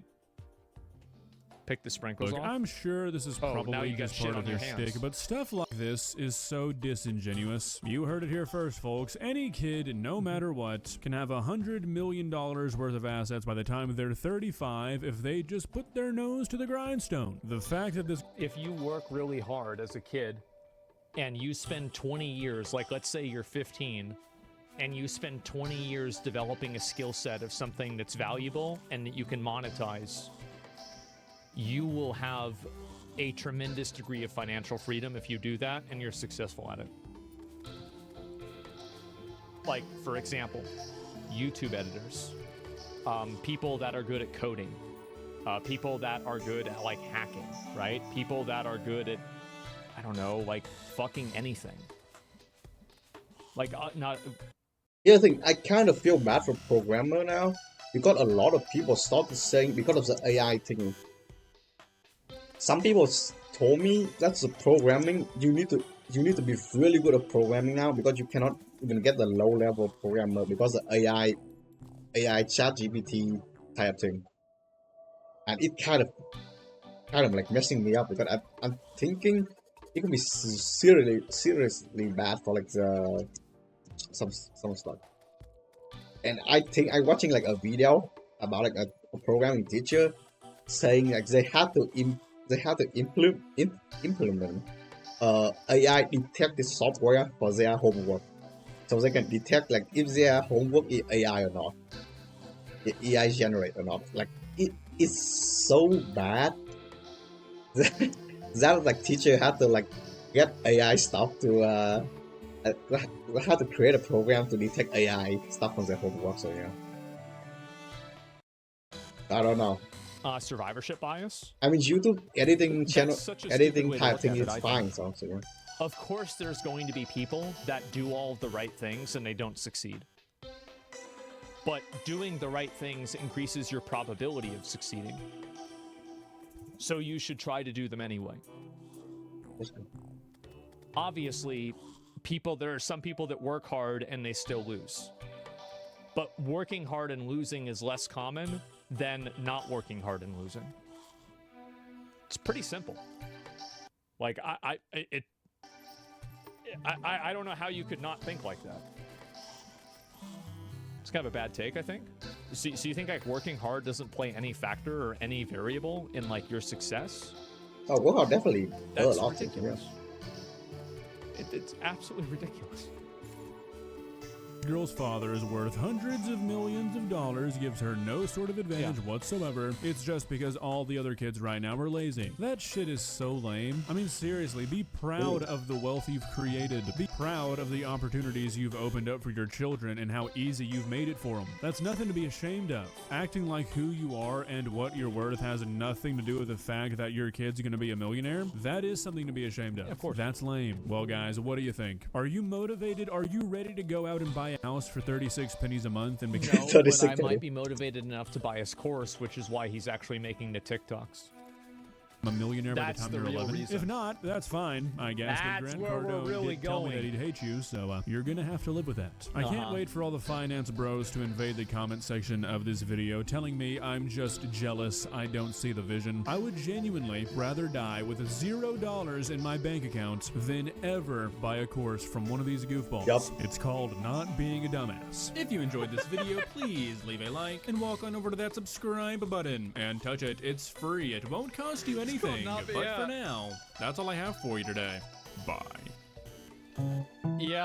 We had financial advice. We had if someone buying a financial course from someone else, as a first lesson is why did you buy something? You're wasting your money. You fail this class. Like that is so fucking funny. Like I can imagine you buy a course from some guy, and the first lesson is that you fail this class because you buy a course from him. Man. Okay, how much do I have? Oh, I need one more Ecclesia. Goddamn, I keep calling it. And I can get Maiden Leaf. Whew. I swear, this mod forcing me to like farm more than other mod. I probably doesn't. Ooh. Wait, there's a glowworm? No, glowworm doesn't give me any buff. Oh. But yeah.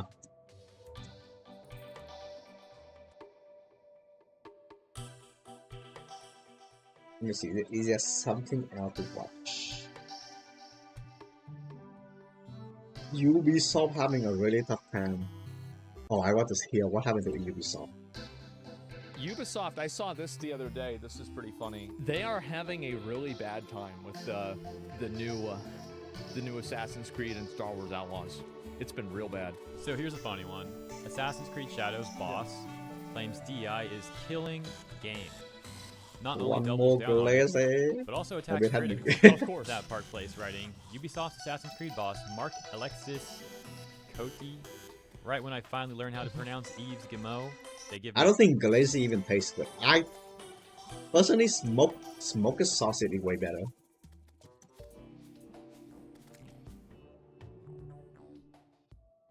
Yep, smoked sausage it tastes way better than glaze. a whole new one to get wrong. Yeah. Anyone want to tell me the pronunciation for this, I'd appreciate it. Admitted that the company's injection of DEI into Assassin's Creed Shadows is harming the game's potential, but declared that he plans to double down on it and even attack his critics. So yeah, just a little more info. That's this guy, programmer and level designer at Ubisoft Quebec, currently serving as the vice president executive producer for the entire Assassin's Creed franchise. As reported by Eurogamer, that guy made an appearance at a BAFTA event where he shared that discussions of Ubisoft's DEI policies, quote, can influence how our games are perceived, but rather than shy away from those conversations, we should see them as an opportunity, unquote. From there, he attempted to gaslight people in attendance. I don't know about that. Assassin's Creed I do like a chicken sandwich. A good chicken sandwich is always better. History is diverse. Staying true to history means embracing the richness of human perspectives without compromise. For example, in Assassin's Creed Shadows, we highlight both smoked sausage like tastes really good. Warrior, and historical I had to the African-born samurai. While the inclusion of a black samurai in if I had to tear up, I would have to chew what do you call smoked sausages. I'm not also like a chicken sandwich on top, and smoked sausage in the middle and the bottom is a burger. I mean, I make my own burger before. It probably definitely tastes better than buying outside. Feudal Japan has sparked questions and even controversy. Naoi, as a fictional character, has also faced scrutiny for her gender. But just as Yasuke's presence in Japanese history is fact, so too are the stories of women who... I don't know about that. I feel like the person that they quoted or they said was the person that they were like referring to as like, yeah, this is our reference. Wasn't that guy outed as a total fraud? Like there's one source and the source was using itself as a source secondarily on Wikipedia? Yeah, the guy was a total fucking fraud. What are we talking about? Societal expectations and took up arms in times of conflict. So while both Naoi and Yasuke's stories are works of historical fiction, they reflect the collision of different worlds, cultures, and roles. Wait. But as Yasuke's presence in Japanese history is fact, so while both Yasuke's stories are works of historical fiction, I mean, to be fair, there is a difference in those two sentences, but it's a little bit confusing. Their inclusion is precisely the kind of narrative that Assassin's Creed seeks to tell. That restore mana will now result in Well, I don't know about you guys, but I haven't seen anyone take an issue with Naoi. All the critiques I've seen of AC Shadows regarding the characters was it the new directed at Yasuke, mist? And that's because of the whole historical inaccuracies thing. In my opinion, this statement seems like the guy's trying to muddy the waters, so to speak. Like, he's not acknowledging the issues that people have with Yasuke and the historical inaccuracies and all that. This is always what happens, is that this is one of the best ways to address criticism, is to completely muddy the waters and totally misrepresent what's actually happening. Yep. It's a really, really great strategy. And this is what happens constantly. It's deflect, yeah. A game of this? This is Risk of Rain 7. That stuff. Instead, he's trying to act like people's issue with Yasuke is simply that this they is don't want diversity in games. This word disingenuously, in my opinion. He's also trying to apply the same thing to Naoi and then rolling both those arguments together into one disingenuous bad faith pie. It's always been diverse, I agree. He said, and this isn't new ground for the franchise. From Altair to Aveline, we've consistently used protagonists from diverse racial, ethnics, and gender identities. History is inherently diverse, and so is Assassin's Creed and the stories we tell. So to be clear... I don't know, I mean, like, about history being inherently diverse, I feel like... I bet if you probably went back 500 years, I would say a lot of cultures were probably very, like one race of people. Like, I probably would have assumed that. I mean, I'm sure there's, like, going to be exceptions. Of course, there's always exceptions. But I feel like in a lot of cases that, yeah, very, like, a monoculture. Yeah, homogenous cultures. Yeah, exactly. What the fuck is it weapon? Because, I mean, the reason why is just simply because of travel. Like, the reason why now, like, it's easier to have diversity is because it's easier for a person who, like, was from Africa to come over to California. Whereas like 500 years ago, it wasn't as easy. It's easy for somebody from China to go to America. Back then, it probably wasn't as easy. It's Such just a bad like weapon. common I'm sense. wasting my money. Our Wasting my commitment to resort inclusivity again. is grounded in historical authenticity and respect for diverse perspectives, not driven by modern agendas. That's rich coming from the people who will literally butcher history specifically to try and shoehorn in Yasuke as a character that they want, which is also insulting to Yasuke, by the way. They're basically saying like what we factually know about him is not good enough. They gotta write their headcanon and try to present it as fact. Next, he attacked critiques of Ubisoft's diversity and inclusion policies, which he is clearly an advocate for, saying, alongside these deep-rooted franchise values is our commitment to recognize and listen to legitimate criticism as an essential part of the creative process. I think that people that are, like Ubisoft had basically what Blizzard had happen to them. They had it happen a few years before Blizzard had it happen, and it kind of flew under the radar because it wasn't as big as Blizzard's situation. But a lot of the Ubisoft's policies here are a reaction to them basically almost like losing their company because of how bad employees were treated there. So like, let's not get up on a soapbox and talk about, oh, how much you care about this stuff if this stuff only managed to happen right after you went through like a fucking Rapture level lawsuit. I'm more surprised. Okay, this definitely gonna be like a brain dead take. But yeah, Ubisoft gonna fail. You're gonna collapse. Like they're losing money from like so fucking much now. So we don't even know what happened. I genuinely believe Ubisoft gonna their stock gonna drop even more after Assassin's Creed got released. So yeah. So why do I gonna let's attack it? What? I will abandon after this. Oh no! I know about the Dragon Edge Velvox thingy, and I gotta want to see like how it go. Ooh. Hey, what's up guys, Riv here. So today we're going to be once again talking about Dragon Age the Veilguard, which released about a week ago, and now that it's had the full weekend to spread its wings and achieve its full potential, we now know that full potential is around 89,000 concurrent players. This game failed to reach over 100,000 in-game players at any given moment, which is a big disappointment. Don't let games, journalists, or anyone else convince you otherwise. A triple A, blah blah blah. Okay, my bad.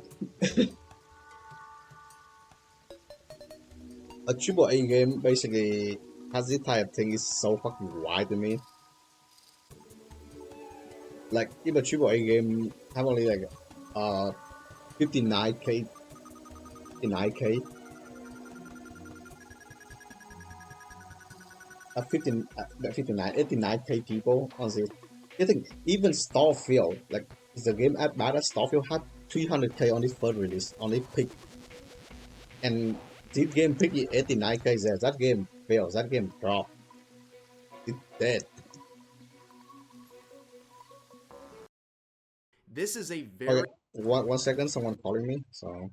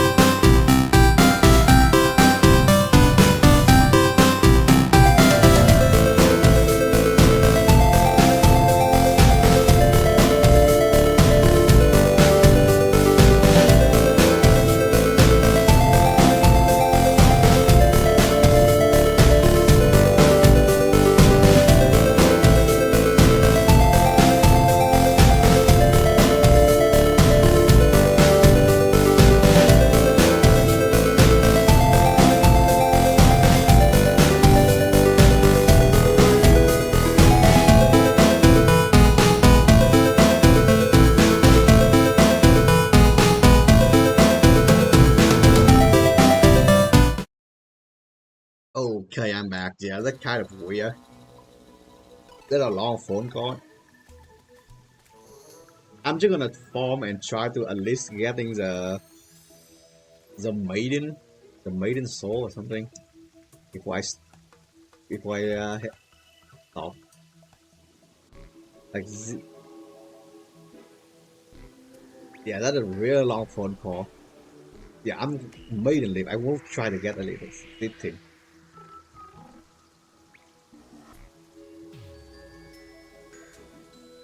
Wait, 24 damage. Is it the more nature thingy I got? Like the more damage I have?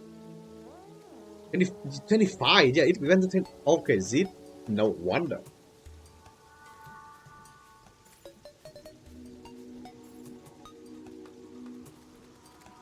Wait, I thought it already nighttime. Oh my god.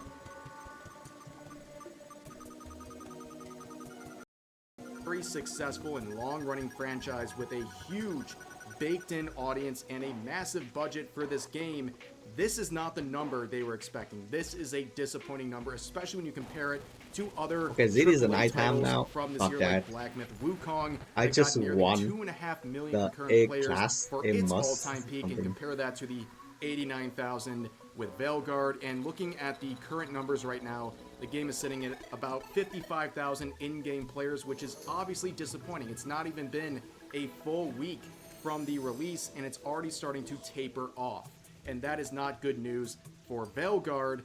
And on top of that, we're getting some reports from Endymion here saying a source he knows who works in the retail space with a major store with over 900 locations in America is claiming there is a mass level of I probably need to cancellations craft it of thing. physical Or I need copies, it saying to this. get So to tier around 4. 14 to 15% of each version of Veilguard was canceled in the last few days by customers across these 900 stores within America alone. And apparently the digital copies are also not good as well.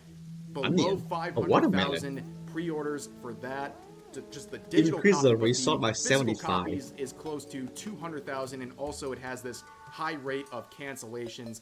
This is not a good sign for Veilguard, and to further prove that things are not going very Hell well, yeah, I got a watermelon. BioWare appears to be just giving up on Veilguard. A heavy in an interview watermelon. with IGN as well as Rolling Stone, they have confirmed that they're essentially moving on from Dragon Age the Veilguard, and they're basically rerouting their resources in the And company I can to the upgrade next it, Mass Onion? Effect game. That is now their new focus. They're already abandoning Veilguard 1 week in, and they're saying that basically there's going to be no DLCs, there's going to be no more major updates for this game. They're simply going to provide quality of life improvements and basically bug fixes. They are quite literally abandoning this game one weekend, and yet people are trying to tell you this was some big commercial success when clearly it was a big disappointment. This is a game with predictably hundreds of millions of dollars in its budget, with a baked-in franchise, and it's just falling flat on its face within the first week. It's just not good. And we're seeing a lot of games journalists coping and trying to find ways to spin the numbers to make it look like Veilguard was a big success. And you can see, of course, Kotaku here saying Dragon Age the Veilguard surprises everyone as EA's biggest single-player launch on Steam. Now, if you're at all knowledgeable with EA and how they do things, especially with single-player games, they typically wait years to release the counterpart on Steam. An example of that being No way Dragon they say Age that. Inquisition. No way they say that in the released big that game. 6 years after the initial release. It came to Steam 6 years later. Of course, it's not going to perform as well as the initial launch, and a lot of journalists have been comparing the rates at which people had participation on Steam with Inquisition versus Veilguard, and like, wow, what an increase. But they're of course ignoring the fact that it came out 6 years later. And as Smash JT points out here, in the article itself, Kotaku is coping very hard. They cite a vocal minority who continues to downplay the significance of the numbers while claiming that Monster Hunter Wilds beta test outperforms the full Dragon Age release. Well, it did. That is just a fact. I'm not able to craft Monster it, yes. Hunter Wilds had around 400,000 in-game players. Yes, it is a beta, it's not free to play, but that number completely crushed Veilguard when it really shouldn't have. There should have been way more enthusiasm for Veilguard, but it just wasn't there. But again, we have to deal with these journalists and their allies trying to do everything to tell you you're wrong for criticizing Veilguard, while they don't really stand behind anything they're saying. You can see Khalif Adams here, who is someone we've talked about before, a big defender of games journalists, begging people in his field oh my god, they're the big soul for this game. Basically saying, I don't want to pay for this game, so give me a code. They don't really stand by anything they're doing. If you actually cared about this game and BioWare, you would go out and buy a copy, unless you can't afford it, and in that case, I would recommend spending less time on Twitter. But there's reasons why this game failed, and one of them is because this game is woke. In fact, it is one of the wokest games we've seen in quite some time, and it's really off-putting to a lot of people, and that is reflected in this recent bombshell reported yesterday, where this user found what appears to be some notes that the team accidentally left into the PC version of this game. People are trying to guess as to what happened here, and some people are saying these are notes based on what they kind of are claiming what these characters would think or view themselves or other characters, saying notes like that these characters are trans, and trans means was other gender, then changed, wait, no, was always new thing, just now acknowledged, not changing, affirming, trans woman is woman. And over here talking about characters being non-binary and trying to correct and inform people on what being gender fluid is, and so on and so forth. And with the very shoddy grammatical errors and all this stuff, and just the ridiculous nature of what we're reading here for basically something no one's actually put it in the release, game, right? Myself and a lot of people just said, this is fake. Like, someone's doing a psyop here, they're trying to set you up. This has happened in the past where people who support woke games, they try to put out fake evidence and fake claims, and just they hope that people will believe it, and they say, aha, gotcha, chud, you didn't do your research, which is very strange because the fact that people will believe just about anything at this point shows how bad the current state of the gaming industry is. But anyways, there is proof out there definitively that this is actually in the game. So this is a screen recording of what's going on, and as you can see, this whole set of notes will pop up right on the side here, and you can see it reflects the actual notes that we were just looking at in the previous. Okay, think I'm done for today. I'm gonna head off. I maybe do some building option, mainly just building houses and getting pylon ready to available. That's just it. Tomorrow I will start killing bosses. Like tomorrow I maybe start killing a lot of bosses, so yeah.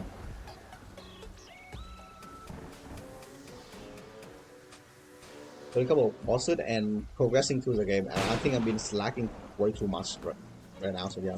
But yeah, see ya. Bye bye.